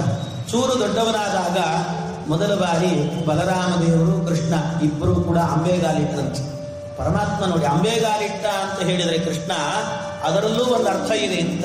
ಅಂಬೆಗಾಲಿ ಯಾಕಿಟ್ಟ ಕೃಷ್ಣ ಅಂದ್ರೆ ಅವನಿಗೆ ಸಂಕೋಚ ಆಯಿತು, ಅಂಬೆಗಾಲಿ ಇಟ್ಟ ಅಂತ. ಏನು ಸಂಕೋಚ ಅವನಿಗೆ, ಯಾಕೆ ಅವನಿಗೆ ಆ ಸಂಕೋಚ ಆದದ್ದು ಅಂತ ಕೇಳಿದರೆ ಅದಕ್ಕೆ ಹೇಳ್ತಾರೆ, ಅವನಿಗೆ ಸಂಕೋಚ ಆಗಲಿಕ್ಕೆ ಕಾರಣ ಏನು ಅಂದ್ರೆ ದೇವತೆಗಳಂತೆ. ದೇವತೆಗಳೆಲ್ಲರೂ ಕೂಡ ಕೃಷ್ಣನಿಗೆ ತಮಾಷೆ ಮಾಡಿದ್ರಂತೆ. ಕೃಷ್ಣ ಮಲಗಿದಾಗಲೆಲ್ಲ, ಕೃಷ್ಣ ನಿನ್ನನ್ನ ವಿಶ್ವಂಭರ ಅಂತ ಕರೀತಾರೋ, ಯಾಕೆಂದ್ರೆ ಇಡೀ ವಿಶ್ವವನ್ನ ನೀನು ಹೊಟ್ಟೆಯಲ್ಲಿ ಇಟ್ಟುಕೊಂಡಿದ್ದಿ. ಅದು ನಿನ್ನ ಹೊಟ್ಟೆಯಲ್ಲಿ ವಿಶ್ವ ಇಟ್ಟುಕೊಂಡಿದ್ರೆ ನಿನ್ನ ಹೊಟ್ಟೆ ಎಷ್ಟು ದೊಡ್ಡದಿರಬೇಕು, ನೋಡಿದ್ರೆ ಎಷ್ಟು ಸಣ್ಣದಿದೆ ನಿನ್ನ ಹೊಟ್ಟೆ ಅಂತ ತಮಾಷೆ ಮಾಡೋದು. ಅದಕ್ಕೆ ಪರಮಾತ್ಮ ಅಂಬೆಗಾಲಿಟ್ಬಿಟ್ಟಂತೆ. ಯಾಕೆ ಅಂಬೆಗಾಲಿಟ್ರೆ ಏನಾಗುತ್ತೆ? ಹೊಟ್ಟೆ ಕೆಳಗಿರ್ತದೆ, ದೇವತೆಗಳು ಮೇಲಿರ್ತಾರೆ. ನಾನು ಹೊಟ್ಟೆ ತೋರಿಸಿದ್ರಲ್ಲ ನೀವು ನನಗೆ ತಮಾಷೆ ಮಾಡ್ತೀರಿ ಅಂತ ಅಂಬೆಗಾಲಿಟ್ಟಂತೆ ಪರಮಾತ್ಮ. ಅಂಬೆಗಾಲಿಡೋದ್ರಲ್ಲೂ ಒಂದು ಅರ್ಥ ಇದೆ ಅಂತ ಚಿಂತನೆ ಮಾಡ್ತಾರೆ ವಾದಿರಾಜರಂತ ಮಹನೀಯರು. ಹೀಗೆ ಕೃಷ್ಣನ ಕಥೆಯೇ ಹಾಗೆ, ಒಂದೊಂದು ಲೀಲೆಯೂ ಕೂಡ ಭಾವಪೂರ್ಣ. ಹೀಗೆ ಭಗವಂತ ಅಂಬೆಗಾಲಿಟ್ಟಿದ್ದಾನೆ. ಭಗವಂತ ಅಂಬೆಗಾಲಿಟ್ಟವನು ನಿಧಾನವಾಗಿ ಪರಮಾತ್ಮ ಅಲ್ಲಿಂದ ಓಡಾಡಲಿಕ್ಕೆ ಶುರು ಮಾಡಿದಂತೆ. ಓಡಾಡುತ್ತಾ ಇದ್ದ, ನಿಧಾನ ಹೆಜ್ಜೆ, ಪುಟ್ಟ ಹೆಜ್ಜೆ ಇಡ್ತಿದ್ದಂತೆ. ಆ ಪುಟ್ಟ ಹೆಜ್ಜೆ ಇಡುವಾಗ ಅವನಿಗೆ ಸ್ವಲ್ಪ ಈ ಹಾಲು, ಮೊಸರು, ಬೆಣ್ಣೆ ಇದೆಲ್ಲ ಬಹಳ ಇಷ್ಟ ಅವನಿಗೆ. ಯಾಕೆಂದ್ರೆ ಇದಕ್ಕೆಲ್ಲ ತತ್ವಾಭಿಮಾನಿಗಳು ವಾಯುದೇವರಂತೆ. ವಾಯುದೇವರಾದ್ರಿಂದ ವಾಯುದೇವರು ಅಂದ್ರೆ ನನಗೆ ಇಷ್ಟ ಅಂತ ಡೈರೆಕ್ಟ್ ಆಗಿ ಹೇಳ್ತಾನೆ ಪರಮಾತ್ಮ. ವಾಯುದೇವರು ನನಗೆ ಪ್ರೀತಿ, ಅವರನ್ನು ನಾನು ಹೃದಯದಲ್ಲೇ ಇಟ್ಟುಕೊಳ್ತೇನೆ ಅಂತ ಹಾಲು, ಮೊಸರು ಎಲ್ಲ ತಗೊಳ್ತಿದ್ದ. ಒಮ್ಮೆ ಏನಾಯ್ತಂತೆ, ಮನೆಯಲ್ಲಿ ಹಾಲು ಕುಡಿಬೇಕು ಅಂತ ಅನಿಸ್ತು ಕೃಷ್ಣನಿಗೆ. ಅವನು ಅಲ್ಲಿ ಅಂಗಳದಲ್ಲಿ ಆಟ ಆಡ್ತಿದ್ದ, ಪುಟ್ಟ ಹೆಜ್ಜೆ ಇಟ್ಟುಕೊಂಡು, ಮೈಯೆಲ್ಲ ಮಣ್ಣು ಮಾಡಿಕೊಂಡು ಬಂದು ಅವನೇ ಒಂದು ಲೋಟ ಇಟ್ಟುಕೊಂಡಿದ್ದಂತೆ. ಇಷ್ಟು ಉದ್ದನ ಲೋಟ ಇಟ್ಟುಕೊಂಡಿದ್ದ. ಆ ಲೋಟವನ್ನು ಹಿಡ್ಕೊಳ್ತಿದ್ದಂತೆ, ಎರಡು ಕೈ ಹಿಡ್ಕೊಳ್ಳೋದಂತೆ. ಜಗತ್ತನ್ನು ಹೊತ್ತವನು ಆ ಲೋಟ ಹಿಡ್ಕೊಳ್ಳಿಕ್ಕೆ ಭಾರ ಅನ್ನುವಂತೆ ನಟನೆ ಮಾಡ್ತಿದ್ದಂತೆ ಪರಮಾತ್ಮ. ಅವನು ಆ ರೀತಿ ನಿಧಾನ ಹಿಡ್ಕೊಂಡು ಬಂದು ದೊಡ್ಡ ಬೆಟ್ಟ ಹೊತ್ತಿದ್ದೀನಿ ಅನ್ನುವಂತೆ ತಾಯಿ ಎದುರಲ್ಲಿ ಬಂದು ಕೇಳೋನಂತೆ, ಅಮ್ಮ ಒಂದು ಲೋಟ ಹಾಲು ಕೊಡು ಅಂತಿದ್ದಂತೆ. ಹಸಿವಾಗ್ತಾ ಇದೆ, ಒಂದು ಲೋಟ ಹಾಲು ಕೊಡು ಅಂತ. ಸರಿ ಅಂತ ತಾಯಿ ಪಾಪ ಮಗು ಕೇಳ್ತಾ ಇದೆಯಲ್ಲ ಅಂತ ಒಂದು ಲೋಟ ಹಾಲು ಕೊಟ್ಟ ನಂತರ ಮತ್ತೆ ಪರಮಾತ್ಮ ಹೋದ ಆಟ ಆಡಲಿಕ್ಕೆ 2 ನಿಮಿಷಕ್ಕೆ ಬಂದಂತೆ ಭಗವಂತ. ಬಂದು ಮತ್ತೆ ಕೇಳಿದ, ಅಮ್ಮ ಇನ್ನೊಂದು ಲೋಟ ಹಾಲು ಬೇಕಮ್ಮ ನನಗೆ ಅಂತ. ಅದಕ್ಕೆ ಕೃಷ್ಣ ಮತ್ತೆ ಕೇಳ್ತಿದ್ದಾನೆ, ಪರವಾಗಿಲ್ಲ ಅಂತ ಕೊಟ್ಟರು. ಮತ್ತೆ 3ನೇ ಸರ್ತಿ ಹಾಗೆ ಮಾಡಿದ. ಅನ್ನಿಸ್ತವಳಿಗೆ ಈ ಕೃಷ್ಣನಿಗೇನೋ ಹಠ ಹಿಡಿದಿದೆ, ಬೇಕು ಅಂತ ಮಾಡ್ತಾ ಇದ್ದಾನೆ ಇವನು ಅಂತ ಅನ್ನಿಸಿ, ಅದಕ್ಕೆ ಅವನು ಬರೋದ್ರಲ್ಲಿ ಇನ್ನೊಂದು ಸರ್ತಿ ಬರ್ತಾನಲ್ಲ ಕೃಷ್ಣ, ಅವನಿಗೆ ಹಾಲು ಕೊಡಬಾರದು. ಅದಕ್ಕೇನು ಮಾಡಿದಂತೆ, ಅವನ ಲೋಟನೇ ಬಚ್ಚಿಟ್ಬಿಟ್ಟಂತೆ. ಕೃಷ್ಣನ ಲೋಟ ಎಲ್ಲೋ ಇತ್ತು, ಅದನ್ನು ಬಚ್ಚಿಟ್ಬಿಟ್ಲು ಯಶೋದೆ. ಅವನಿಗೆ ಕೃಷ್ಣನ ಕೈ ಸಿಕ್ಕರೆಲ್ಲ ಕೇಳ್ತಾನೆ. ಬಂದ ಕೃಷ್ಣ ಬಿಡ್ಲಿಲ್ಲ, ಹಠ ಮಾಡಿದ. ಅಮ್ಮ ಹಾಲು ಹೇಳಿದ್ಲು ತಾಯಿ. ಕೃಷ್ಣ ಬೆಳಿಗ್ಗಿನ ಕೋಟ ಮುಗಿತೀನ, ಎಲ್ಲ ಹಾಲು ಮುಗಿದೋಯ್ತು, ಇನ್ನೇನಿದ್ರು ಕೂಡ ರಾತ್ರಿ ಆದ್ಮೇಲೆ ಹಾಲು ಕೊಡ್ತೀನಿ, ಅಲ್ಲಿ ತನಕ ಕೊಡೋದಿಲ್ಲ ನಾನು ಅಂತ ಅಂದ್ಬಿಟ್ಟಂತೆ. ಕೃಷ್ಣ ಏನು ಮಾಡಬೇಕು, ಎಲ್ಲ ನೀನು ಕೊಡೋದಿಲ್ವಾ, ನಿನ್ನಂತರ ಹೇಗೆ ವಸೂಲಿ ಮಾಡಬೇಕು ಅಂತ ನನಗೆ ಗೊತ್ತು ಅಂತಾನೆ ಪರಮಾತ್ಮ. ಸರಿ ಅಂತ ಹಾಲು ಬೇಕು ಅನ್ನೋದಕ್ಕೋಸ್ಕರ ಪರಮಾತ್ಮ ರಾತ್ರಿ ಆದ್ಮೇಲೆ ಕೊಡ್ತೀನಿ ಅಂದಿದ್ಯಲ್ಲ, ಅವಳಿಗೇನು ಗೊತ್ತು. ಭಗವಂತ ಅವನ ಎಡಗಣ್ಣನ್ನ ಮುಚ್ಚಿ ಬಲಗಣ್ಣು ತೆಗೆದ್ರೆ ಅದು ಹಗಲು, ಅವನು ಬಲಗಣ್ಣು ಮುಚ್ಚಿ ಎಡಗಣ್ಣು ತೆಗೆದ್ರೆ ಅದು ರಾತ್ರಿ. ಒಂದು ಸರ್ತಿ ಬಲಗಣ್ಣು ಮುಚ್ಚಿ ಎಡಗಣ್ಣು ತೆಗೆದು ಬಿಟ್ಟ, ಎಲ್ಲ ಕಡೆಯಲ್ಲೂ ಕತ್ತಲು ಕೌದು ಬಿಡ್ತು. ಆದ ಕೂಡಲೇ ಅಮ್ಮ ಹಾಲು ಅಂತ ನೋಡ್ತಾಳೆ, ಕತ್ತಲು ಕೌದು ಬಿಟ್ಟಿದೆ. ಎಲ್ಲ ಇಷ್ಟು ಬೇಗ ಕತ್ತಲಾಯ್ತಾ, ಕೃಷ್ಣನಿಗೆ ಬೇರೆ ಮಾತು ಕೊಟ್ಟಿದ್ದಾಳೆ, ಕೊಡ್ಲೇಬೇಕು ಹಾಲು. ಅಯ್ಯೋ ಕೃಷ್ಣ ಇಷ್ಟು ಬೇಗ ಆಯ್ತಾನೋ ಕತ್ಲು ಅಂತ ಪೇಚಾಡಿಕೊಂಡು ಒಳಗೆ ಹೋಗಿ ಒಂದು ಲೋಟ ಹಾಲು ಹಿಡ್ಕೊಂಡು ಬಂದು ಕೊಟ್ಲಂತೆ ಕೃಷ್ಣನಿಗೆ. ಕೊಟ್ಟು ಕೂಡ್ಲೇನೆ ಅಮ್ಮನಿಗೆ ನನಗೆ ಹಾಲು ಬೇಡ ಅನ್ನಂತ. ಅಮ್ಮ ನಾನು ಹಾಲು ಕುಡಿಯಲ್ಲ. ಮಾತಃ ಕಿಂ ಯದುನಾಥ ದೇಹಿ ಚಷಕಂ ಕಿಂತೇನ ಪಾತುಂ ಪಯಃ. ಅದಕ್ಕೆ ಕೃಷ್ಣ ಹೇಳಿದ, ನಾನು ಹಾಲು ಕುಡಿಯೋದಿಲ್ಲ, ಸಾಕು ನನಗೆ ಬೇಡ ಅನ್ನಂತೆ. ಯಾಕೋ ಕೃಷ್ಣ ಈಗ ತಾನೇ ಕೇಳಿದಲ್ಲ, ಹಾಲು ಹಾಲು ಅಂತ ನನ್ನ ಇಷ್ಟು ಸತಾಯಿಸಿದಿ, ಯಾಕೋ ಕುಡಿಯಲ್ಲ ನೀನು, ತಗೊಳ್ಳೋ ನಿನಗೋಸ್ಕರ ತಂದಿದ್ದೀನಿ ಕುಡಿ ಅಂತ ಹೇಳಿದ್ರೆ ಪರಮಾತ್ಮ ಹೇಳಿದ, ಅಮ್ಮ ನಾನು ಹಾಲು ಕುಡಿಯಲ್ಲ ಅಂತ ಹೇಳಿದ್ದು ಈ ಲೋಟದಲ್ಲಿ ಹಾಲು ಕುಡಿಯಲ್ಲ ಅಂತ ಹೇಳಿದ್ದಷ್ಟೇ, ನನ್ನ ಲೋಟದಲ್ಲಿ ನನಗೆ ಕೊಟ್ರೆ ಕುಡಿತೀನಿ ಅಂತ ಪರಮಾತ್ಮ. ಯಶೋಧ ಏನು ಮಾಡಿದ್ದಂತೆ, ಹಾಲು ತರುವಾಗ ಅಕಸ್ಮಾತ್ ಮರೆತು ಬಲರಾಮನ ಲೋಟದಲ್ಲಿ ಹಾಲು ತಂದು ಬಿಟ್ಟಿದ್ದಾಳೆ. ಕೃಷ್ಣ ಹೇಳ್ತಾನೆ, ನನಗೆ ಆ ಲೋಟ ಬೇಡ, ನನ್ನ ಲೋಟವೇ ನನಗೆ ಬೇಕು ಅಂದ ಪರಮಾತ್ಮ. ಕೊನೆಗೆ ಅವಳೆಲ್ಲೋ ಇಟ್ಟುಬಿಟ್ಟಿದ್ದಾಳೆ, ಸಿಗ್ತಾ ಇಲ್ಲ ಬೇಗ. ಅಂತೂ ಹೋಗಿ ಹುಡುಕೊಂಡು ಬಂದು ಅದೇ ಲೋಟದಲ್ಲಿ ಹಾಕಿ ಕೊಟ್ಲಂತೆ. ಕೊಟ್ಟ ನಂತರ ಪರಮಾತ್ಮ ಆನಂದದಿಂದ ಹಾಲು ಕುಡಿದ ಪರಮಾತ್ಮ. ಇಷ್ಟು ಕುಡಿದಾಗ ಇದರಲ್ಲೂ ಒಂದು ಲೀಲೆ ತೋರಿಸಿದ್ದಾನೆ. ಏನು ಹೇಳ್ತಾನೆ ಪರಮಾತ್ಮ ಅಂದ್ರೆ, ನಮಗೆಲ್ಲ ಹೇಳ್ತಾ ಇದ್ದಾನೆ, ನಮಗೆಲ್ಲ ಹೇಳ್ತಾನೆ ಪರಮಾತ್ಮ. ಏನು, ಯಾರ್ಯಾರದೋ ಲೋಟದಲ್ಲಿ ಕುಡಿಲಿಕ್ಕೆ ಹೋಗಬೇಡ್ರಿ, ಎಂಜಲ್ ಲೋಟಗಳಲ್ಲಿ ಕುಡಿಲಿಕ್ಕೆ ಹೋಗಬೇಡ್ರಿ. ಕೃಷ್ಣ ಬಲರಾಮನ ಲೋಟ ಕೊಟ್ಟಿದ್ದವನಿಗೆ. ಯಾರ್ಯಾವುದೋ ಲೋಟ, ಮಠ ಮಂದಿರಗಳು ಹೋಗ್ತಾ ಇರ್ತೀರಿ, ಕೃಷ್ಣಾಚಾರ್ಯ ಊಟದ ವ್ಯವಸ್ಥೆ ಮಾಡಿದ್ದಾರೆ ಅಂತಲ್ಲ, ಲೋಟದ ವ್ಯವಸ್ಥೆ ಮಾಡಿರ್ತಾರೆ ಅಂತ ಹೋಗ್ಬಿಡೋರು. ನಾವು ಲೋಟ ತಗೊಂಡು ಹೋಗಬೇಕು, ನಮ್ಮ ಲೋಟಗಳೇ ಇರಬೇಕು ಅಂತ ಹೇಳ್ತಾರೆ. ಹಾಗೆ ಲೋಟ ನಮ್ಮದೇ ಇಟ್ಕೊಳ್ಬೇಕು. ಕೃಷ್ಣ ತನ್ನ ಅಣ್ಣ ಬಲರಾಮ, ಅವನ ಲೋಟದಲ್ಲಿ ಕೊಟ್ಟರೆ ಕುಡಿಲಿಲ್ಲ ಅವನು, ನೋಡಿ ಹೇಗಿದ್ದಾನೆ. ನಾವು ಬಲರಾಮಿಲ್ಲ ಗಿಲರಾಮಿಲ್ಲ, ಸಿದ್ದರಾಮನ ಲೋಟ ಕೊಟ್ಟರು ಕುಡಿಬಿಡ್ತೀವಿ, ಯಾವ ಲೋಟ ಸಿಕ್ಕರೆ ಅದ್ರಲ್ಲಿ ಕುಡಿದ್ಬಿಡ್ತೀವಿ. ಹಾಗೆ ಆದ್ರೆ ಪರಮಾತ್ಮ ಹೇಳ್ತಾನೆ, ಯಾವ್ಯಾವುದೋ ಲೋಟದಲ್ಲಿ ಕುಡಿಬೇಡ್ರಿ, ನೀವು ಎಂಜಲ್ ಲೋಟಗಳನ್ನು ಇಟ್ಕೋಬೇಡ್ರಿ, ನಿಮ್ದೇ ಆದ ಪ್ರತ್ಯೇಕ ಮಡಿವಂತರಾಗ್ರಿ ಅಂತಾನೆ ಭಗವಂತ. ಅವನು ತನ್ನ ಲೀಲೆಯಲ್ಲಿ ತೋರಿಸುವಂತಹದ್ದೆಲ್ಲವೂ ಕೂಡ. ಹಾಗೆ ಭಗವಂತ ಅದೂ ಒಂದು ಲೀಲೆಯನ್ನು ತೋರಿಸಿದ್ದಾನಂತೆ. ಆಮೇಲೆ ನಿಧಾನವಾಗಿ ಪರಮಾತ್ಮ ಒಂದೊಂದೇ ಲೀಲೆಗಳನ್ನು ತೋರಿಸ್ತಾ ಭಗವಂತ ಇನ್ನೂ ಸ್ವಲ್ಪ ದೊಡ್ಡವನಾದ. ಅವನ ಅಂಗಳದಿಂದ ಬೇರೆಯವರ ಮನೆಯ ಅಂಗಳದ ತನಕ ಹೋದ. ಅವರ ಅಂಗಳಕ್ಕೆ ಮಾತ್ರ ಹೋಗಿಲ್ಲ, ಅವರ ಮನೆ ಒಳಗೂ ನುಗ್ಗಿದಂತೆ ಪರಮಾತ್ಮ.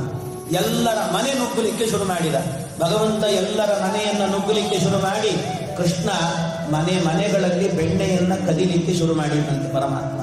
ಎಲ್ಲರ ಮನೆಯಲ್ಲೂ ಕದ್ದ, ಯಾರ ಕೈಯಲ್ಲೂ ಸಿಕ್ಕಾಕೊಳ್ಳಿಲ್ಲ ಪರಮಾತ್ಮ, ಯಾರ ಕೈಗೂ ಸಿಕ್ಕಾಕೊಳ್ಳಿಲ್ಲ, ಯಾರಿಗೂ ಸಿಕ್ಕಾಕೊಳ್ಳದೇನೆ ಬರ್ತಿದ್ದ ಪರಮಾತ್ಮ.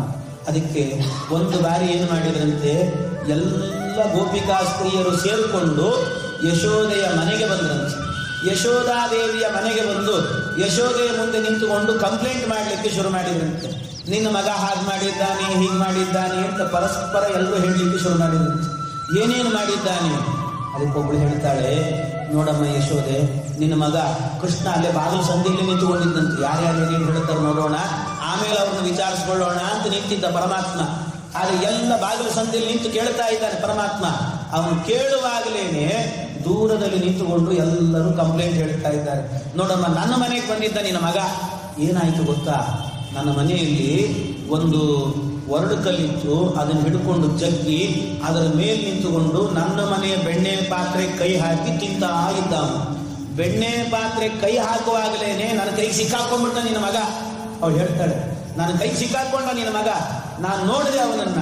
ಹಸ್ತಕ್ಕಿಂ ನವನೀತ ಭಾಜನ ಮುಖೇ ನ್ಯಸ್ತತ್ವಯ ಶ್ರೀಪತೆ. ಅವಳು ಕೇಳ್ತಾಳಂತೆ, ಅಲ್ಲೋ ನನ್ನ ಮನೆ ಬೆಣ್ಣೆ ಪಾತ್ರೆಗೆ ನೀನ್ ಯಾಕೋ ಕೈ ಹಾಕಿದ್ದಿ ಅಂತ ಕೇಳಿದಂತೆ ಕೃಷ್ಣನ. ಕೃಷ್ಣ ಉತ್ತರ ಕೊಟ್ಟನಂತೆ, ಅಮ್ಮ ಏನೂ ಇಲ್ಲ ಗೋಪಿ, ಕೇಳಿಲ್ಲಿ, ಈ ಬೆಣ್ಣೆ ಬಹಳ ಮೃದುವಾಗಿದೆ. ಮೃದುವಾದ ಬೆಣ್ಣೆ ಕಠಿಣವಾದ ಹೃದಯ ಇರುವ ನಿನ್ನ ಮನೆಯಲ್ಲಿ ಇರಬಾರದು, ಮೃದುವಾದ ಹೃದಯ ಇರುವ ನನ್ನ ಹೃದಯದಲ್ಲಿರಬೇಕು ಅಂತ ತಿಂತಾ ಇದ್ದೀನಿ ಅಂತ. ಎಂತ ಉತ್ತರ ಕೊಟ್ಟ. ಎಲ್ಲಾ ಕೃಷ್ಣ, ನಾನೇನು ಸುಮ್ಮನಾದ್ನ? ಮೃದುವಾದ ಹೃದಯ ಅಂತ ತನ್ನನ್ನು ಹೊಗಳಿಕೊಂಡು ನನ್ನನ್ನು ಕಠಿಣವಾದ ಹೃದಯ ಅಂತ ನನಗೆ ಬೈದ್ರೆ ನಾನು ಸುಮ್ಮನೆ ಬಿಡ್ತೇನೆ? ನಾನು ಅದಕ್ಕೆ ತಿರುಗಿ ಹೇಳಿದೆ ಅಂದವಳು. ತಿರುಗಿ ಹೇಳಿದೆ, ಏನು ಅಂದ್ರೆ, ನಿನ್ನದ್ದು ಮೃದುವಾದ ಹೃದಯ ಅಂತ ಹೇಳ್ತೀಯಲ್ಲ ಕೃಷ್ಣ, ತಪ್ಪು ಹೇಳ್ತಿದ್ದಿ. ಯಾಕೆ ಅಂದ್ರೆ ನೀನು ಸಣ್ಣ ಕೂಸಾಗಿರುವಾಗಲೇನೆ ದೊಡ್ಡ ಬಂಡೆಯನ್ನೇ ನಿನ್ನ ಪಾದದಿಂದ ಉರುಳಿಸಿ ಹಾಕಿದ್ದಿ. ಅಂತದ್ರಲ್ಲಿ ನಿನ್ನ ಪಾದ ಎಷ್ಟು ಕಠಿಣ ಇರ್ತದೆ, ಕಠಿಣವಾದಂತಹ ಪಾದ.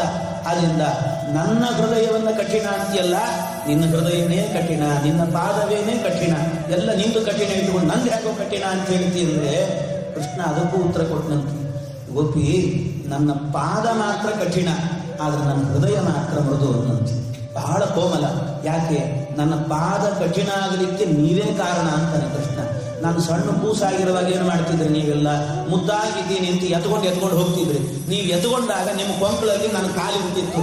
ನಿಮ್ಮ ಕೊಂಕಳಲ್ಲಿ ನನ್ನ ಕಾಲಿದ್ದಾಗ ನಿಮ್ಮ ಎದೆಯ ಸಂಪರ್ಕ ಆಗಿ ಆಗಿ ಆಗಿ ಕಠೋರವಾದ ಹೃದಯದಿಂದ ನನ್ನ ಕಾಲು ಕಠೋರ ಆಗಿದೆ, ನನ್ನ ಮನಸ್ಸು ಕಠೋರ ಆಗಿಲ್ಲ ಅಂತ. ಹೀಗೆ ಕೃಷ್ಣ ಇಂಥ ರೀತಿಯಲ್ಲಿ ನಿನ್ನ ಮಗ ನನಗೆ ಉತ್ತರ ಕೊಡ್ತಾನೆ ಅಂತ ಒಬ್ಬಳು ಕಂಪ್ಲೇಂಟ್ ಹೇಳಿದ್ದಂತೆ. ಇನ್ನೊಬ್ಳು ಬರ್ತಾಳೆ, ಇನ್ನೊಬ್ಳು ಹೇಳ್ತಾಳೆ, ನೋಡು ಮೇಲಿಗೆ ನೀನು ತಗೊಳ್ಳಿಕ್ಕಾಗೋದಿಲ್ಲ, ಬೆಣ್ಣೆಯನ್ನ ಮೇಲೆ ಕಟ್ಟಿಟ್ಟಿದ್ದೀನಿ ಅಂತ ಹೇಳಿದ್ರೆ ಕ್ಷಣ ಮಾತ್ರದಲ್ಲೇನೆ ನನ್ನ ಭುಜದ ಮೇಲೆ ಹತ್ತಿ ಆ ಬೆಣ್ಣೆಯನ್ನು ತಗೊಂಡು ಓಡಿ ಹೋಗ್ತಾನೆ ನಿನ್ನ ಮಗ ಅಂತ ಅವಳು ಹೇಳ್ತಾಳಂತೆ. ಸಕೃತ್ವ ಸಾಧ್ಯಾನ್ಯವಲಂಬ್ಯ ಕಂಠಂ ಅವಳು ಹೇಳುವಂಥದ್ದು. ಇನ್ನೊಂದು ಸರ್ತಿ ಮತ್ತೊಬ್ಬಳು ಹೇಳಿದಂತೆ, ಎಲ್ಲೋ ದಾರಿಯಲ್ಲಿ ಹೋಗುವಾಗ ಕೃಷ್ಣ ಸಿಕ್ಕಿದ್ದಂತೆ. ಕೃಷ್ಣ ಸಿಕ್ಕಾಗ ಕೃಷ್ಣನ ಕರೆದು ಒಳ್ಳೆ ಮಾತು ಹೇಳಬೇಕು ಅಂತ ಪಾಪೆಯನ್ನು ಕರೆದು ಹೇಳಿದ್ದಂತ ಅವಳು ಗೋಪಿ. ನೋಡು ಕೃಷ್ಣ, ನಿಮ್ಮಪ್ಪ ನಂದಗೋಪ ಎಷ್ಟು ಒಳ್ಳೆ ಹೆಸರಿಟ್ಟುಕೊಂಡಿದ್ದಾನೆ ಊರಲ್ಲಿ, ನೀನು ಎಲ್ಲ ಹೆಸರು ಹಾಳು ಮಾಡ್ತಾ ಇದ್ದೆ. ಯಾಕೋ ಎಲ್ಲರ ಮನೆಗೆ ಹೋಗಿ ಬೆಣ್ಣೆ ಕಳತನ ಮಾಡ್ತೀ? ಹಾಗೆಲ್ಲ ಮಾಡಬಾರ್ದು, ನಿನ್ಗೆ ಗೊತ್ತಾಗಲ್ಲ. ನಿಜವಾಗ್ಲೂ ನಿಮ್ಮಪ್ಪ ಎಷ್ಟು ಒಳ್ಳೆ ಹೆಸರಿಟ್ಟುಕೊಂಡಿದ್ದಾನೋ, ನೀನ್ ನಿಜವಾಗ್ಲೂ ನಂದಗೋಪನ ಮಗ ಆಗಿದ್ರೆ ಹೀಗೆ ಮಾಡ್ತಾ ಇರಲಿಲ್ಲ. ನೀನು ಈ ತರ ಮಾಡ್ತಿದ್ದೆ ಅಂದ್ರೆ ನಂದಗೋಪನ ಮಗನೇ ಅಲ್ಲ ನೀನು ಅಂದಂತೆ. ಅದಕ್ಕೆ ಕೃಷ್ಣನಿಗೆ ಆಶ್ಚರ್ಯದಿಂದ ಒಂದು ಸರ್ತಿ ಏನ್ ಮಾಡಿದಂತೆ, ಹತ್ರ ಕರೆದಂತೆ, ಕಿವಿಯಲ್ಲಿ ಗುಟ್ಟಾಗಿ ಕೇಳಿದಂತೆ, ಮತ್ತೆ ಗುಟ್ಟಾಗಿ, ಅಲ್ಲ ನಾನು ನಂದಗೋಪನ ಮಗ ಅಲ್ಲ ಅಂತನ್ನೋ ವಿಚಾರ ನಿನಗ್ಯಾರು ಹೇಳಿದ್ರು ಅಂತ ಕೇಳಿದಂತೆ. ನಾನು ಯಾರ ಮಗನೂ ಅಲ್ಲ, ನಾನೇ ಜಗತ್ತಿನ ತಂದೆ ಅನ್ನುವಂತ ಅಂಶ ನಿನಗೆ ಹೇಗೆ ಗೊತ್ತಾಯಿತು ಅಂತಾನೆ ಪರಮಾತ್ಮ. ಹೀಗೆ ಭಗವಂತ ಗುಟ್ಟಾಗಿ ಕೇಳ್ತಾನೆ ಅಂತ ಹೇಳ್ತಾರೆ. ನ ತರಿಹಿ ನಂದಸ್ಯ ಸುತಸ್ತ್ವಮನ್ಯಃ ಅದನ್ನು ಹೇಳ್ತಾರೆ. ಹೀಗೆ ಪರಮಾತ್ಮ ಮಾಡುತ್ತಿದ್ದಾರೆ. ಇನ್ನೊಂದು ಬಾರಿ ಭಗವಂತ ಮನೆಯಲ್ಲಿ ಒಬ್ಬ ಗೋಪಿ ಇದ್ದಾಳಂತೆ. ಆ ಗೋಪಿ ಎಲ್ಲ ದೇವರಿಗೆ ಅರ್ಪಣೆ ಮಾಡಬೇಕು ಅಂತ ಎಲ್ಲವನ್ನ ತುಂಬಿಟ್ಟಿದ್ರೆ, ಹಾಲು ಮೊಸರು ಬೆಣ್ಣೆ ತುಪ್ಪ ಎಲ್ಲ ಇಟ್ಟಿದ್ರೆ, ಇದಂ ಹಿ ದೇವಸ್ಯ ಸಮರ್ಪಣಾರ್ಹಂ, ಪರಮಾತ್ಮನಿಗೆ ಹೇಳ್ತಿದ್ದಂತೆ ಇದೆಲ್ಲ ದೇವರು ಸಮರ್ಪಣೆ ಆಗಬೇಕು, ನೀನ್ ತಿನ್ನಬಾರದು ಅಂತ ಹೇಳಿದ್ರೆ ಆಯ್ತಾಯ್ತು ಅಂತ ಸುಮ್ಮನಿರುತ್ತಿದ್ದ. ಆಮೇಲೆ ಅವಳು ಆ ಕಡೆ ಹೋದ್ರೆ ಸಾಕು ಎಲ್ಲ ತಿಂದಿಟ್ಬಿಡ್ತಿದ್ದಂತೆ. ತಾನೇ ತಿಂದಾಕಿದ್ಮೇಲೆ ಯಾಕೋ ದೇವರು ಸಮರ್ಪಣೆ ಮಾಡಬೇಕು ಅಂದ್ರೆ ನಾನೇ ದೇವರು ಅಂದ್ಬಿಡ್ತಾನೆ ನಿನ್ನ ಮಗ, ಏನ್ ಹೇಳಬೇಕು ಇವನಿಗೆ? ಈ ರೀತಿ ಎಲ್ಲ ಮಾಡ್ತಾನೆ. ಇನ್ನೊಬ್ಬ ಗೋಪಿ ಹೇಳಿದಂತೆ ಕೃಷ್ಣನಿಗೆ, ಕೃಷ್ಣ ಯಾಕೋ ಯಾವಾಗಲೂ ಬೇರೆ ಬೇರೆಯವ್ರ ಮನೆಯಲ್ಲಿ ಬೆಣ್ಣೆ ಗಿಣ್ಣೆ ತಿಂತಾ ಇರ್ತೀಯಲ್ಲ, ಇಷ್ಟು ಬೆಣ್ಣೆ ತಿಂತೀಯಲ್ಲ, ಸಣ್ಣ ಕೂಸು ಬೇರೆ ನೀನು, ಇಷ್ಟು ತಿಂದ್ರೂ ಕೂಡ ನೀನು ಹೊಟ್ಟೆ ಫುಲ್ ಆಗೋದಿಲ್ಲ ಅಂತ ಕೇಳಿದ್ದೀನಿ. ನೀನು ಹೊಟ್ಟೆ ಫುಲ್ ಆಗಲ್ಲ, ಏನು ನಿನ್ನ ಹೊಟ್ಟೆ ಒಳಗೆ ಏನಾದರೂ ಭೂತ ಗೀತ ಕೂತಿದೆಯೇನೋ ಅಂದ್ರೆ ಅದು ಉತ್ತರ ಕೊಡ್ತಿದ್ದಂತೆ. ಹೌದೌದು, ನನ್ನಲ್ಲಿ ಪಂಚಭೂತಗಳಿದ್ದಾರೆ ಅಂತ ಹೇಳ್ತಿದ್ದಂತೆ. ಎಲ್ಲ ಪಂಚಭೂತಗಳು ನನ್ನ ಒಳಗೆ ಇದ್ದಾರೆ ಅಂತಿದ್ದಂತೆ ಪರಮಾತ್ಮ. ಹೀಗೆ ಪರಮಾತ್ಮ ಕಿಮಸ್ಯ ಭೂತಾನಿ ವಸಂತಿ ಕುಕ್ಷವು, ಇವನ ಕುಕ್ಷಿಯಲ್ಲಿ ಆ ಭೂತಗಳಿದ್ದಾವೆ ಅಂತ ಹೇಳ್ತಾನೆ. ಈ ರೀತಿ ಎಲ್ಲ ಮಾಡ್ತಾನೆ ಕೃಷ್ಣ ಅಂತ ಇನ್ನೊಬ್ಬ ಗೋಪಿ ಹೇಳಿದಂತೆ ಕಂಪ್ಲೇಂಟ್ ಅನ್ನು. ಮತ್ತೊಬ್ಬ ಗೋಪಿ ಬರ್ತಾಳೆ, ಅವಳು ಹೇಳಿದಂತೆ, ಯಶೋದೆ ನಿನಗೆ ನೆನಪಿದೆಯಾ ಅಂತ ಕೇಳಿದ್ಲಂತ ಅವಳು. ನಿನಗೆ ನೆನಪಿದೆಯಾ? ಏನಮ್ಮ ತಾಯಿ ನಿಂದು ಅಂತ ಕೇಳಿದ್ಲು. ಏನು ಅಂತ ಕೇಳಿದ್ರೆ ಅದಕ್ಕೆ ಅವಳು ಹೇಳಿದಂತೆ, ಆವತ್ತು ನಾನು ಕರ್ಕೊಂಡ್ಬಂದಿದ್ನಲ್ಲ, ಏನು ಅಂತ ಪೂರ್ಣ ವಿವರಣೆ ಕೊಡ್ತೀನಿ ಅಂತ ಬೇರೆಯವರಿಗೆ ಗೊತ್ತಿಲ್ಲಲ್ಲ, ಅದಕ್ಕೆಲ್ಲ ಕಥೆ ಹೇಳಿದಂತೆ. ಒಂದು ಸರ್ತಿ ಕೃಷ್ಣ ಏನು ಮಾಡಿದ್ನಂತೆ, ಒಬ್ಬ ಗೋಪಿಯ ಮನೆಯಲ್ಲಿ ಬೆಣ್ಣೆ ಕಳತನ ಮಾಡ್ತಾ ಇದ್ದ. ಮಾಡುವಾಗ ಕೃಷ್ಣ ಸಿಕ್ಕಾಕೊಂಡ್ಬಿಟ್ಟ, ಅವ್ರ ಕೈಗೆ ಸಿಕ್ಕಾಕೊಂಡಿದ್ದೆ ತಡ. ಎಲ್ಲಾ ಕೃಷ್ಣ, ಇವತ್ತು ನನ್ನ ಕೈಗೆ ಸಿಕ್ಕಾಕೊಂಡಿದ್ದಿ, ಎಷ್ಟು ಬಾರಿ ನಿಮ್ಮಮ್ಮನಿಗೆ ಹೇಳಿದ್ರು ಕೂಡ ನಂಬುತ್ತಾ ಇರಲಿಲ್ಲ, ಆದ್ರಿಂದ ಇವತ್ತು ಡೈರೆಕ್ಟ್ ಆಗಿ ರೆಡ್ ಹ್ಯಾಂಡ್ ಆಗಿ ನಿನ್ನನ್ನು ಹಿಡಿದುಕೊಡ್ತೇನೆ ಅಂತ ದರ ಎಳ್ಕೊಂಡು ಹೋದ್ಲಂತೆ. ಎಳ್ಕೊಂಡು ಹೋಗಿ ಯಶೋದೆ ಮುಂದೆ ನಿಲ್ಲಿಸಿ, ನೋಡಮ್ಮ ಯಶೋದೆ ನಿನ್ನ ಮಗ ಅಂತದ್ಲಂತೆ. ತಾಯಿ ಹೇಳಿದಂತೆ ಯಶೋದೆ, ಅಮ್ಮ ನನ್ನ ಮಗ ನನ್ನ ಮನೆಯಲ್ಲಿದ್ದಾನೆ, ಅವ್ನು ನಿನ್ನ ಮಗ ಅಂದ್ಲಂತೆ. ನೋಡಿದ್ರೆ ಅವನ ಮಗನ ವೇಷ ಹಾಕೊಂಡ್ಬಿಟ್ಟಿದ್ದಾನೆ ಕೃಷ್ಣ, ಅವಳ ಮಗಂದೇ ವೇಷ. ಏನ್ ಆಶ್ಚರ್ಯ ಅವಳಿಗೆ, ಎಲ್ಲ ಏನೋ ಕೃಷ್ಣ ಹೀಗೆ ಮಾಡಿದ್ನಲ್ಲ. ಬೆಚ್ಚ ಮುಖ ಹಾಕೊಂಡು ವಾಪಸ್ ಹೋದಂತೆ. ವಾಪಸ್ ಹೋಗುವಾಗ ಏನ್ ನಡೀತು ಅನ್ನೋದನ್ನು ಹೇಳಿರ್ಲಿಲ್ಲ ಇವಳಿಗೆ, ಯಶೋದೆ. ಅದನ್ನು ಹೇಳ್ತಾಳೆ, ನಾನು ವಾಪಸ್ ಹೋಗುವಾಗ ಏನಾಯ್ತು, ಮತ್ತೆ ನಿನ್ನ ಮಗ ಏನು ಮಾಡಿದ, ಅವನ ವೇಷನೇ ಹಾಕೊಂಡ, ಕೃಷ್ಣನ ವೇಷನೇ ಹಾಕೊಂಡಂತೆ. ಕೃಷ್ಣನ ವೇಷನೇ ಹಾಕೊಂಡಾಗ ಆಗ ಕೇಳಿದಂತೆ ಆ ಗೋಪಿ, ಕೃಷ್ಣ ಯಾಕೋ ಹೀಗೆಲ್ಲ ಮಾಡ್ತಿ, ನನಗೆ ಎಷ್ಟು ಅವಮಾನ ಆಯ್ತು ಗೊತ್ತಾ, ನನಗೆ ಹೀಗೆಲ್ಲ ಮಾಡೋದ ನೀನು ಅಂತ ಬೈದಂತೆ. ಬೈದಿದ್ದಕ್ಕೆ ಕೃಷ್ಣ ರೋಫ್ ಹಾಕಿ ಹೇಳಿದಂತೆ ಅವಳಿಗೆ, ನೋಡು ಗೋಪಿ, ಇವತ್ತು ನಿನ್ನ ಮನೆಯಲ್ಲಿ ಸಿಕ್ಕಾಕೊಂಡಿದ್ದೀನಿ ಅಂತ ಎಳ್ಕೊಂಡ್ಬಂದು ನಮ್ಮ ಅಮ್ಮನಿಗರಿಗೆ ನಿಲ್ಲಿಸಿದ್ದಿ, ನಿನ್ನ ಮಗನ ವೇಷ ಹಾಕಿದ್ದೀನಿ. ಇನ್ನೊಂದು ಸರ್ತಿ ಸಿಕ್ಕಾಗ ಇದೇ ರೀತಿ ಎಳ್ಕೊಂಡ್ಬಂದ್ರೆ ಹುಷಾರ್, ನಿನ್ನ ಗಂಡನ ವೇಷ ಹಾಕಿಬಿಡ್ತೀನಿ. ಈ ರೀತಿ ಹೇಳ್ತಾನೆ ಕೃಷ್ಣ. ಏನ್ ಮಾಡ್ಬೇಕು ಇವನನ್ನ ಅಂತ. ಹೀಗೆಲ್ಲ ಮಾಡ್ತಾನಲ್ಲ ಅಂತ ಅವನ ಲೀಲೆಗಳು ಒಂದೊಂದು ಕೂಡ ಪರಮಾದ್ಭುತ ಹೀಗಿದ್ದಾವೆ ಭಗವಂತನ. ಇನ್ನೊಂದು ಬಾರಿ ಆಗುವಾಗ ಪರಮಾತ್ಮ ಏನು ಮಾಡ್ತಾನಂತೆ, ಒಂದು ಒರಳು ಕಲ್ಲನ್ನು ಎಳ್ಕೊಂಡು ಬಂದು ಆ ಮೇಲೆ ಇರುವಂತ ಬೆಣ್ಣೆ ಪಾತ್ರೆಯಲ್ಲಿರುವುದನ್ನು ತಿನ್ನಬೇಕು ಅಂತ ಹೋಗ್ತಿದ್ದಂತೆ. ಆ ಒರಳು ಕಲ್ಲು ಪಾತ್ರೆಯನ್ನು ಎಳಿತಾ ಒರಳು ಕಲ್ಲನ್ನು ಎಳಿತಿದ್ದ. ಒರಳು ಕಲ್ಲನ್ನು ಎಳೆದು ಅದಕ್ಕೆ ಸರಿಯಾಗಿ ಕೆಳಗಿಟ್ಟನಂತೆ. ಬೆಣ್ಣೆ ಪಾತ್ರೆ ಕೆಳಗಿಟ್ಟು ಇನ್ನು ಅದ್ರ ಒರಳು ಕಲ್ಲಿನ ಮೇಲೆ ಹತ್ತಿಲ್ಲ ಅಷ್ಟೇ, ಆಗಲೇ ಗೋಪಿ ಬಂದ್ಬಿಟ್ಟಂತೆ. ಆ ಗೋಪಿ ಬಂದು ಕೇಳ್ತಾಳಂತೆ, ಕಸ್ಮಾದಂಗ ನಯಸ್ಸುಲೂಕಲಮಿದಂ ಅಂತ ಕೇಳಿದ. ಯಾಕೆ ಈ ಉಲೂಕಲ ಅಂದ್ರೆ ಒರಳು ಕಲ್ಲನ್ನು ಯಾಕೆ ಎಳ್ಕೊಂಡು ಹೋಗ್ತಾ ಇದ್ದೆ, ಅಲ್ಲಿ ಯಾಕೆ ಇಟ್ಟಿದ್ದೀನಿ ನೀನು ಅಂತ ಕೇಳಿದಂತೆ. ಅದಕ್ಕೆ ಕೃಷ್ಣ ಉತ್ತರ ಕೊಟ್ಟಿದ್ದೇನು ಗೊತ್ತಾ, ಏನೂ ಇಲ್ಲ ಗೋಪಿ, ನನಗೆ ನಿನ್ನನ್ನೆಲ್ಲ ಕಡೆ ಹುಡುಕಿದೆ, ನನ್ನ ಕಣ್ಣಿಗೆ ಕಾಣಿಸ್ಲಿಲ್ಲ, ಅದಕ್ಕೆ ನೀನು ನೋಡ್ಬೇಕು ಅಂತ ಬಹಳ ಆಸೆ ಆಯಿತು, ಅದಕ್ಕೋಸ್ಕರ ಒರಳು ಕಲ್ಲಿ ಇಲ್ಲಿ ಇಟ್ಟಿದ್ದೀನಿ. ಅವಳು ಹೇಳ್ತಾಳೆ, ಅಲ್ಲ ನನ್ನನ್ನು ನೋಡಬೇಕು ಅಂತ ಅನಿಸೋದಕ್ಕೂ ಆ ಬೆಣ್ಣೆ ಪಾತ್ರೆ ಕೆಳಗೆ ಒರಳು ಕಲ್ಲಿಡೋದಕ್ಕೂ ಏನೋ ಒಂದಕ್ಕೊಂದು ಸಂಬಂಧ ಇದೆಯಾ ಅಂದ್ರೆ, ನಿನ್ನ ಮಗ ಎಂಥ ಚಾಣಾಕ್ಷದ ಮಾತಾಡ್ತಾನೆ ಅಂದ್ರೆ ಅವಳು ಹೇಳ್ತಾಳೆ, ಕೃಷ್ಣ ಹೇಳಿದಂತೆ ಈ ಒರಳು ಕಲ್ಲನ್ನು ಇಲ್ಲಿಟ್ಟಿದ್ದೀನಿ, ಮೇಲೆ ಬೆಣ್ಣೆ ಇದೆ ಅಂದ್ರೆ ಅರ್ಥ ಏನು ಗೊತ್ತಾ, ಬೆಣ್ಣೆ ಹಾಗಿರ್ತದೆ, ಬೆಳ್ಳಗಿರ್ತದೆ, ಹಾಗೆ ನಿನ್ನ ನಗುವು ಕೂಡ ಅಷ್ಟು ಬೆಳ್ಳಗಿದೆ. ಅದು ನಿನ್ನ ಮುಖ, ಇಲ್ಲಿ ಕೆಳಗಿದೆಯಲ್ಲ ಇದು ನಿನ್ನ ಸೊಂಟ, ಮಧ್ಯದಲ್ಲಿದೆಯಲ್ಲ ಹೆಣ್ಣು ಮಕ್ಕಳು ಹೇಗಿರಬೇಕು ಅಂದ್ರೆ ಈ ನಡುಭಾಗ ಎನ್ನುವಂತಹದ್ದು ತೆಳುವಾಗಿರಬೇಕು. ಇಲ್ಲಿ ನೋಡಿ ಏನೂ ಇಲ್ಲ ಅಂದ್ರೆ ಅಷ್ಟು ತೆಳ್ಳಗಿದ್ದಿ, ಪರಮ ಸುಂದರವಾಗಿದ್ದಿ ನೀನು ಅಂತ ಹೊಗಳಿದಂತ ರೀತಿ. ಹೆಣ್ಣು ಮಕ್ಕಳಿಗೆ ಏನೂ ಬೇಕಾಗಿಲ್ಲ, ಈ ಚಂದಿದ್ದಿ ಅಂತ ಹೊಗಳಿಬಿಟ್ರೆ ಸಾಕು ಅವರಿಗೆ, ಇನ್ನೇನು ಬೇಕಾಗಿಲ್ಲ. ಕೃಷ್ಣನಿಗೆ ಇದೆಲ್ಲ ಗೊತ್ತಿತ್ತು ಟ್ರಿಕ್ಸು, ಆದ್ರಿಂದಾಗಿ ಅವರನ್ನು ಸ್ವಲ್ಪ ಹೊಗಳಿದ್ರೆ ಸಾಕು ಬಿದ್ದೋಗ್ಬಿಡ್ತಾರೆ ಇವರು ಅಂತ ಗೊತ್ತು. ಅದಕ್ಕೆ ಅವಳನ್ನು ಹಾಗೆ ಮೋಸ ಮಾಡಿ ಆಗ ಅವಳೇನೇ ಏನು ಮಾಡಿದಂತೆ, ತನ್ಮಯತೆಯಿಂದ ಕೃಷ್ಣ ನನ್ನನ್ನು ಇಷ್ಟು ಹೊಗಳ್ತಾ ಇದ್ದಾನಲ್ಲ, ಅವಳಿಗೆ ಒಂದು ಸರ್ತಿ ಅನಿಸ್ಬಿಡ್ತು, ಇಷ್ಟು ಚೆನ್ನಾಗಿದ್ದೀನ ನಾನು ಅಂತ ಅವಳಿಗೆ ಒಂದು ಸರ್ತಿ ಭ್ರಾಂತಿ. ಅವಳಿಗೆ ಗೊತ್ತಿಲ್ಲ ಅವಳು ಚೆನ್ನಾಗಿದ್ದಾಳೆ ಬಿಟ್ಟಳು, ಕೃಷ್ಣ ಹೊಗಳಿದ್ರಿಂದ ಅವಳಿಗೆ ಭ್ರಾಂತಿ ಬಂದ್ಬಿಟ್ಟು ಹೌದಾ ಅಂತ ಅವಳಿಗೆ. ಅದರಿಂದ ಕೊನೆಗೆ ಆ ಪಾತ್ರೆಯನ್ನ ಇಳಿಸಿ ತಾನೇ ಕೃಷ್ಣನ ಕೈ ಕೊಟ್ಟು ಕಳಿಸ್ಬಿಟ್ಲಂತೆ. ಹೀಗೆ ಕೃಷ್ಣ ಯಾರಿಂದ ಬೆಣ್ಣೆಯನ್ನು ಹ್ಯಾಕ್ ತಗೊಳ್ಬೇಕು ಅಂತ ಬಹಳ ಚೆನ್ನಾಗಿ ಗೊತ್ತು ಅವನಿಗೆ ಅಂತ, ಬಹಳ ಚೆನ್ನಾಗಿ ಗೊತ್ತು. ಈ ರೀತಿ ಎಲ್ಲ ಮಾಡ್ತಾನೆ ನಿನ್ನ ಮಗ ಅಂತ ಈಗೆಲ್ಲ ಕಂಪ್ಲೇಂಟ್ ಮಾಡಿದ್ರಂತೆ. ಕಂಪ್ಲೇಂಟ್ ಮಾಡಿದ್ರೆ ಕೃಷ್ಣ ಪರಮಾತ್ಮ ಆಗ ತಾನೇ ಒಳಗಿದ್ದಂಥ ಬೆಣ್ಣೆ ಪಾತ್ರೆಯನ್ನು ಒಡೆದು ಬಾಯಿ ತುಂಬ ಬೆಣ್ಣೆಯನ್ನು ತಿಂದುಕೊಂಡು ಆ ಬಾಗಿಲು ಸಮದಲ್ಲಿ ಬಂದು ನಿಂತಿದ್ದಾನೆ. ಯಶೋದೆಗೆ ಇಷ್ಟು ಜನರು ಹೇಳುವಾಗ ಒಂದು ಸರ್ತಿ ಸಿಟ್ಟು ಬಂದು ಕೃಷ್ಣನನ್ನು ಇನ್ನೇನು ಬೈಬೇಕು ಹೊಡಿಬೇಕು ಅಂತ ಕೃಷ್ಣ ಅಂತ ಜೋರಾಗಿ ಕರೆದಂತೆ.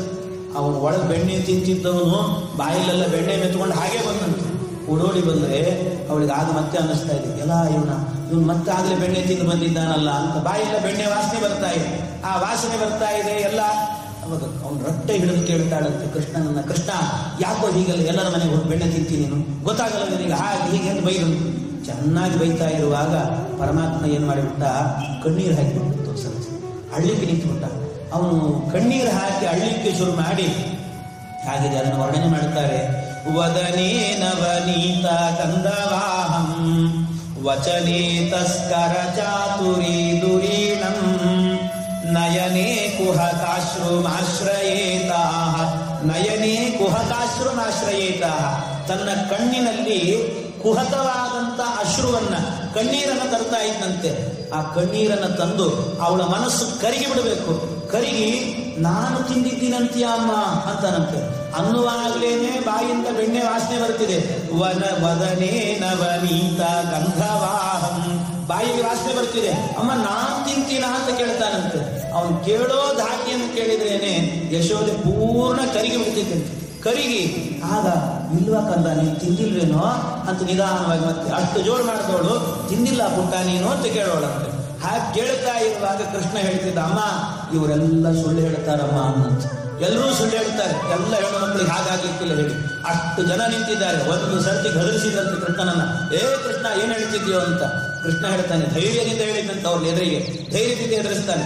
ಅಷ್ಟು ಒಡನಾಟ ಇತ್ತು ಆ ಹೆಣ್ಣು ಮಕ್ಕಳ ಜೊತೆಗೆ ಕೃಷ್ಣನಿಗೆ.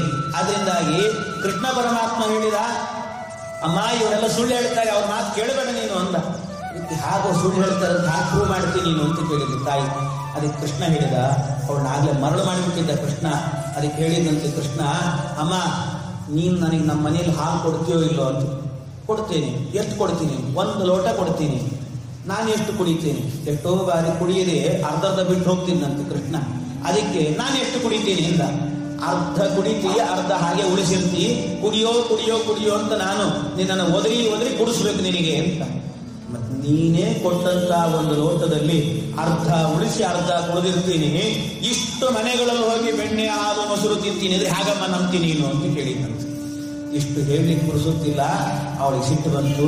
ಎಲ್ಲಾ ಗೋಪಿಯರನ್ನ ನೋಡಿ, ನಿಮಗೆಲ್ಲ ನನ್ನ ಮಗನ ಮೇಲೆ ಹೊಟ್ಟೆ ಕಿಚ್ಚಿ, ನಿಮಗೆ ಕಂಪ್ಲೇಂಟ್ ಮಾಡ್ತೀರಾ ನೀವು ಅಂತ ಅವ್ರನ್ನೇ ರಾಬಾ ರಾಬಾ ರಾಬಾ ಅಂತ ಬೈದು ಎಲ್ಲರನ್ನು ಕೂಡ ಚೆನ್ನಾಗಿ ಊದು ಕಳಿಸ್ಬಿಟ್ಟಂತೆ ಎಲ್ಲರನ್ನು. ಹೀಗೆ ಕೃಷ್ಣ ಅವನ ಸಣ್ಣ ಸಣ್ಣ ತುಂಟಾಟಗಳಿಂದ ಇಂತಹ ಲೀಲೆಗಳನ್ನು ತೋರಿಸ್ತಿದ್ದಂತೆ ಭಗವಂತ. ಹೀಗೆಲ್ಲ ಲೀಲೆಯನ್ನು ತೋರಿಸಿದ್ದಾನೆ ಪರಮಾತ್ಮ. ಇಂತಹ ಲೀಲೆಯನ್ನ ತೋರಿಸ್ತಾ ಪರಮಾತ್ಮ ಇನ್ನೂ ಅನೇಕ ಲೀಲೆಗಳಿದ್ದಾವೆ. ಇಂತಹ ಲೀಲೆಗಳು ಹೇಳುತ್ತಾ ಹೋದ್ರೆ ಸುಮಾರು ಲೀಲೆಗಳಿದ್ದಾವೆ. ಅದರಲ್ಲಿ ಕೆಲವು ಮಾತ್ರ ಹೇಳ್ತಾ ಇದ್ದೇನೆ. ಇನ್ನು ಪರಮಾತ್ಮ ಮತ್ತೊಂದು ಬಾರಿ ಏನು ಮಾಡಿದ್ದಂತೆ, ಮಣ್ಣಲ್ಲಿ ಆಟ ಆಡುತ್ತಿದ್ದಂತೆ. ಮಣ್ಣಲ್ಲಿ ಆಟ ಆಡ್ತಾ ಇದ್ದ. ಆಟ ಆಡ್ತಾ ಎಲ್ಲರ ಮನೆ ಬೆಣ್ಣೆ ಕದ್ದು ಬರ್ತಾ ಇದ್ದ. ಬರುವಾಗ ಏನಾಯ್ತಂತೆ, ಎದರಲ್ಲಿ ಗುಂಪು ಗುಂಪಾಗಿ ಮತ್ತೊಂದು ಸರ್ತಿ ಹೆಣ್ಣು ಮಕ್ಕಳು ಬಂದ್ರಂತೆ. ಎಲ್ಲ ಹೆಣ್ಣು ಮಕ್ಕಳು ಸೇರಿ ಒಟ್ಟಾಗಿ ಬಂದ್ರಂತೆ. ಎಲ್ಲಾ ಹೆಣ್ಣು ಮಕ್ಕಳನ್ನು ಒಟ್ಟಾಗಿ ನೋಡುವಾಗ ಕೃಷ್ಣನಿಗೆ ಗಾಬರಿ ಆಯಿತು. ಎಲ್ಲ ಇವರಿಷ್ಟು ಜನ ಬರ್ತಿದ್ದಾರಲ್ಲ, ಇವ್ರನ್ನ ಹೇಗೆ ಎದುರಿಸೋದು ಅಂತ ಪರಮಾತ್ಮನಿಗೆ. ಅದಕ್ಕೇನ್ ಮಾಡಿದ ಕೃಷ್ಣ, ಬೇಡ ಇವ್ರನ್ನ ಯಾರನ್ನು ಮಾತಾಡಿಸೋದೇ ಬೇಡ ಅಂತ ಕೃಷ್ಣ ಒಳಗೋಗಿ ಮಲಗಿಬಿಟ್ಟಂತೆ. ಪರಮಾತ್ಮ ಒಳಗೋಗಿ ಮಲಗಿಬಿಟ್ಟ. ಅದೇ ತೊಟ್ಲಲ್ಲಿ ಮಲಗಿಬಿಟ್ಟಂತೆ. ತೊಟ್ಟಿಲಲ್ಲಿ ಮಲಗಿದಾಗ ಪರಮಾತ್ಮ ಆ ಸಂದರ್ಭದಲ್ಲಿ ಎಲ್ಲರೂ ಬಂದ್ರು, ನೋಡಿದ್ರು. ಕೃಷ್ಣ ಹೇಳ್ತಾನೆ, ಇವನು ವಿಚಾರ ಮಾಡಿದಂತೆ ಪರಮಾತ್ಮ, ಇಷ್ಟು ಜನ ಹೆಣ್ಣು ಮಕ್ಕಳು ಬರ್ತಾ ಇರುವಾಗ, ಕೃಷ್ಣ ಹೇಳಿದ್ದು ನೆನ್ಪಿಟ್ಟುಕೊಳ್ಬೇಕು. ಕೃಷ್ಣ ಹೇಳ್ತಾನೆ, ಇಷ್ಟು ಜನ ಹೆಣ್ಣು ಮಕ್ಕಳು ಒಟ್ಟಿಗೆ ಬರುತ್ತಿದ್ದಾರಲ್ಲ, ಒಂದು ಹೆಣ್ಣಿಗೆ ಎಷ್ಟು ಬುದ್ಧಿ ಇರುತ್ತೆ ಅಂದ್ರೆ ಪ್ರಳಯಾಂತಕವಾದ ಬುದ್ಧಿ ಇರುತ್ತೆ. ಇಷ್ಟೂ ಜನ ಸೇರಿದ್ದಾರೆ ಅಂದ್ರೆ ನನ್ನ ಗತಿ ಏನು ಅಂತಾನೆ. ಸ್ತ್ರೀ ಬುದ್ಧಿ ಪ್ರಳಯಾಂತಕ ಅಂತಾನೆ ಪರಮಾತ್ಮ. ಅದರಿಂದ ಏನು ಮಾಡೋದು, ಇವ್ರ ಕೈಗೆ ಮಾತ್ರ ಸಿಕ್ಕಾಕೋಬಾರದು ಅಂತ. ಮತ್ತಿಷ್ಟಾಗಿ ಅವ್ರಿಗೆ ಅವನ ಮೇಲೆ ಪ್ರೀತಿ, ಅವನಿಗೂ ಕೂಡ ಅವ್ರ ಮೇಲೆ ಪ್ರೀತಿ ಅಂತ. ಹಾಗಿತ್ತು ಅವರ ಒಡನಾಟ. ಕೃಷ್ಣ ತೊಟ್ಲಲ್ಲಿ ಮಲಗಿಬಿಟ್ಟ. ಮಲಗಿದ ನಂತರ ಕೃಷ್ಣನ ಬಂದು ಎಲ್ಲರೂ ಕೂಡ ಮಾತಾಡ್ತಾ ಮಾತಾಡ್ತಾ ಮಾತಾಡ್ತಾ ಟೆಂಪ್ಟ್ ಮಾಡಿದಂತೆ, ಕೃಷ್ಣ ನಮ್ಮ ಮನೆಯಲ್ಲಿ ಬೆಣ್ಣೆ ಇದೆ, ನಮ್ಮ ಮನೆಯಲ್ಲಿ ತುಪ್ಪ ಇದೆ, ಹಾಗೆ ಹೀಗೆ ಅಂತ ಹೇಳಿ. ಕೃಷ್ಣ ಮಲಗಿ ಕಣ್ಣು ಮುಚ್ಚಿದ್ರು, ಕಣ್ಣು ಮುಚ್ಚೇ ಇದ್ದಂತೆ, ಹೇಳಲೇ ಇರಬೇಕು ಅಂತ. ಆಗ ಎಲ್ಲರೂ ಕೂಡ ಇದು ಮಾಡಿದ್ರು, ಅವನ ತೊಟ್ಲನ್ನು ತೂಗಿದ್ರಂತೆ. ಕೃಷ್ಣ ಆಗಲಿ, ಯಾರ ಕಂದ ನೀನು, ಯಾರ ಮಾಣಿಕ್ಯವು ಅಂತ ಹೇಳ್ತಾ ಅವನನ್ನು ತೂಗಿದ್ರು. ತೂಗಿ ಮಲಗಿಸಿದ್ರಂತೆ. ಮಲಗಿಸಿ ಆಮೇಲೆ ಆ ಎಲ್ಲ ಗೋಪಿಯರು ಕೂಡ ಸೇರಿ ಒಂದು ಮೀಟಿಂಗ್ ಮಾಡಿದ್ರಂತೆ. ಮೀಟಿಂಗ್ ಮಾಡಿ ಹೋದ್ರಂತೆ. ಏನು ಮೀಟಿಂಗ್ ಮಾಡಿದ್ದು ಅಂದ್ರೆ, ಅವರು ಗೋಪಿಯರು ಅಂತ ಹೇಳಿದ್ರೆ ಬೇರೆ ಯಾರು ಅಲ್ಲ, ಆ ಅಷ್ಟೂ ಜನ ಗೋಪಿಯರದು ಒಂದೊಂದು ಭಜನಾ ಸಂಘ. ಎಷ್ಟು ಭಜನಾ ಸಂಘ ಇತ್ತು ಅಂದ್ರೆ ನನಗೆ ಲೆಕ್ಕಕ್ಕೆ ಸಿಗೋದಿಲ್ಲ ಅಂತ ಹೇಳ್ತಾರೆ. ಶುಕಾಚಾರ್ಯ ಹೇಳೋದು, ನನಗಷ್ಟಾಗಿ ಲೆಕ್ಕಕ್ಕೆ ಸಿಕ್ಕಿಲ್ಲ, ಒಂದು ಕನಿಷ್ಠ ಪಕ್ಷ 50 ಕೋಟಿ ಯೂಥ ಇರಬಹುದು ಅಂತ ಹೇಳ್ತಾರೆ. 50 ಕೋಟಿ ಯೂಥ. 50 ಕೋಟಿ ಯೂಥ ಅಂದ್ರೆ, ಒಂದು ಯೂಥ ಅಂದ್ರೆ 10,000 ಜನ ಮೆಂಬರ್ಶಿಪ್ ಇತ್ತು ಅಂದ್ರೆ ಅದನ್ನು ಒಂದು ಯೂಥ ಅಂತ ಕರೀತಾರೆ. ಇಂತಹದ್ದು 50 ಕೋಟಿ ಯೂಥ ಇತ್ತಂತೆ ಭಜನಾ ಸಂಘಗಳು. ಅಷ್ಟು ಭಜನಾ ಸಂಘಗಳು ಅವರೆಲ್ಲರೂ ಕೂಡ ಸೇರಿ ಬಂದಿದ್ರು, ಮೀಟಿಂಗ್ ಮಾಡಿದ್ರು. ಮೀಟಿಂಗ್ ಅಲ್ಲಿ ಒಂದು ವಿಷಯ ಬಂತು. ಏನು ಅಂದ್ರೆ, ನಾವೆಲ್ಲ ಇವತ್ತೇನು ಮಾಡೋಣ, ಏಕಕಾಲದಲ್ಲಿ ಒಂದೇ ಕಾಲದಲ್ಲಿ ನಮ್ಮ ನಮ್ಮ ಮನೆಗಳಲ್ಲಿ ಮಜ್ಜಿಗೆಯನ್ನು ಕಡಿಯೋಣ ಅಂದ್ರು. ಮಜ್ಜಿಗೆ ಕಡಿಯೋಣ. ಆ ಮಜ್ಜಿಗೆ ಕಡಿದು ಬೆಣ್ಣೆ ತೆಗೆದಾಗ ಕೃಷ್ಣ ಬೆಣ್ಣೆ ತಿನ್ನೋದಕ್ಕೆ ಬರ್ತಾನೆ. ಅವನು ಬಂದಾಗ ನಮ್ಮ ಮನೆಯಲ್ಲಿ ತಪ್ಪಿಸ್ಕೊಂಡ್ರು ನಿಮ್ಮ ಮನೇಲಿ ಸಿಗ್ತಾನೆ, ನಿಮ್ಮ ಮನೆಯಲ್ಲಿ ತಪ್ಪಿಸ್ಕೊಂಡ್ರು ಇನ್ನೊಬ್ಬರ ಮನೆಯಲ್ಲಿ. 50 ಕೋಟಿ ಇದೆ, 50 ಕೋಟಿ ಯೂಥ. ಅಷ್ಟರಲ್ಲಿ ಒಂದಲ್ಲ ಒಂದು ಕಡೆ ಸಿಕ್ಕಾಕೊಳ್ತಾನೆ ಕೃಷ್ಣ. ಇವತ್ತು ರೆಡ್ ಹ್ಯಾಂಡ್ ಆಗಿ ಹಿಡ್ಕೊಳ್ಳೇಬೇಕು ಕೃಷ್ಣನನ್ನ ಅಂತ ಹೇಳಿದ್ರೆ, ಅವನನ್ನು ಹಿಡಿಲೇಬೇಕು ಅಂತಂದಾಗ ಆಯ್ತು ಅಂತ ವಿಚಾರ ಮಾಡಿ ಎಲ್ಲ ಹೊರಟದ್ದು. ಹೇಗೆ ಅಂದ್ರೆ, ಅವ್ರು ಬಂದದ್ದು ಸಾಯಂಕಾಲ 5 ಗಂಟೆ ಹೊತ್ತಿಗೆ ಬಂದಿದ್ರು. ವಾಪಸ್ ಮನೆಗೆ ಹೋದದ್ದು ಯಾವಾಗ ಅಂದ್ರೆ ರಾತ್ರಿ 10 ಗಂಟೆಗೆ ಹೋಗಿದ್ರಂತೆ. ಅಂದ್ರೆ ಕೃಷ್ಣನ ಮುಖಾರವಿಂದವನ್ನು ನೋಡ್ತಾ ಸಮಯ ಹೋದದ್ದೇ ಗೊತ್ತಿಲ್ಲ ಅವರಿಗೆ ಅಂತ. ರಾತ್ರಿ 10 ಗಂಟೆ ಮೇಲೆ ಮನೆಗೆ ಹೋದ್ರು. ಮನೆಗೆ ಹೋಗಿ ಎಲ್ಲ ಏಕಕಾಲದಲ್ಲಿ ಕುಳಿತು ಮಜ್ಜಿಗೆಯನ್ನ ಮಥನ ಮಾಡಲಿಕ್ಕೆ ಶುರು ಮಾಡಿದ್ರಂತೆ. ಕಡಗೋಲ ಶಬ್ದ ಎಲ್ಲ ಕಡೆಯಲ್ಲೂ ಕೂಡ, ಈ ಜನರೇಟರ್ ಆನ್ ಮಾಡಿದಾಗ ಯಾಕೆ ಶಬ್ದ ಬರುತ್ತದೋ ಹಾಗೆ ಗಡ ಗಡ ಗಡ ಗಡ ಗಡ ಶಬ್ದ ಅಂತ ಎಲ್ಲ ಕಡೆಯಲ್ಲೂ ಕೂಡ, ಎಲ್ಲ ಮನೆಗಳಲ್ಲೂ ಕೂಡ ಇದೆಲ್ಲ ಇರಬೇಕು ಅಂತಾರೆ ಶುಕಾಚಾರ್ಯ ಹೇಳ್ತಾರೆ. ಇದೆಲ್ಲ ಇರಬೇಕಂತೆ. ಯಾವ ಮನೆಯಲ್ಲಿ ನಿತ್ಯವೂ ಕೂಡ ಕಡಗೋಲಿನ ಗಲಗಲ ಶಬ್ದ, ಹೆಂಗಸರು ಕೈಯಲ್ಲಿ ಹಾಕಿಕೊಂಡಿರುವಂತ ಬಳೆಗಳ ಗಲಗಲ ಅನ್ನುವಂಥ ಶಬ್ದ, ಇದು ಯಾರ ಮನೆಯಲ್ಲಿ ನಿತ್ಯ ಕೇಳಿಸುತ್ತೋ ಅವರ ಮನೆಯಲ್ಲಿ ಲಕ್ಷ್ಮೀ ದೇವಿ ನಿತ್ಯ ಸನ್ನಿಧಿಗಳಾಗಿರ್ತಾಳೆ ಅಂತ ಹೇಳ್ತಾರೆ. ಅಂಥದ್ದು ಇವತ್ತೆಲ್ಲ ಕಡಗೋಲು ಅಂದ್ರೆ ಗೊತ್ತೇ ಇಲ್ಲ ನಮ್ಮ ಮಕ್ಕಳಿಗೆ. ಕಡಗೋಲು ಎಲ್ಲಿದೆ ಅಂದ್ರೆ ಅಲ್ಲಿ ಉಡುಪಿ ಕೃಷ್ಣನ ಕೈಯಲ್ಲಿದೆ ಅಂತ ಹೇಳ್ತಾರೆ. ಈಗ ಗೊತ್ತೇ ಇಲ್ಲ, ಮ್ಯೂಸಿಯಂ ಅಲ್ಲಿ ತೋರಿಸಬೇಕಾಗಿದೆ ಕಡಗೋಲು. ಈಗೆಲ್ಲ ನಮ್ಮ ಮನೆಗಳಲ್ಲಿ ಮಿಕ್ಸಿ ತಿರುಗಿದ್ರೆ ಸಾಕಾಗಿರುತ್ತದೆ, ಇದೆಲ್ಲ ಎಲ್ಲಿ ಬಂತು ಹಾಗಾಗಿದೆ. ಆದ್ರೆ ಕಡಗೋಲು ಇರಬೇಕು ಮನೆಗೆ, ನಿತ್ಯ ಅದನ್ನು ಬಳಸಬೇಕು ಅಂತ ಹೇಳ್ತಾರೆ. ಕನಿಷ್ಠ ಪಕ್ಷ ದಧಿವ್ರತದಲ್ಲಾದರೂ ಬಳಸಿ ಅಂತ ಹೇಳಿದ್ದಾರೆ, ಅದೆಲ್ಲ ಇರಬೇಕು ಅಂತ.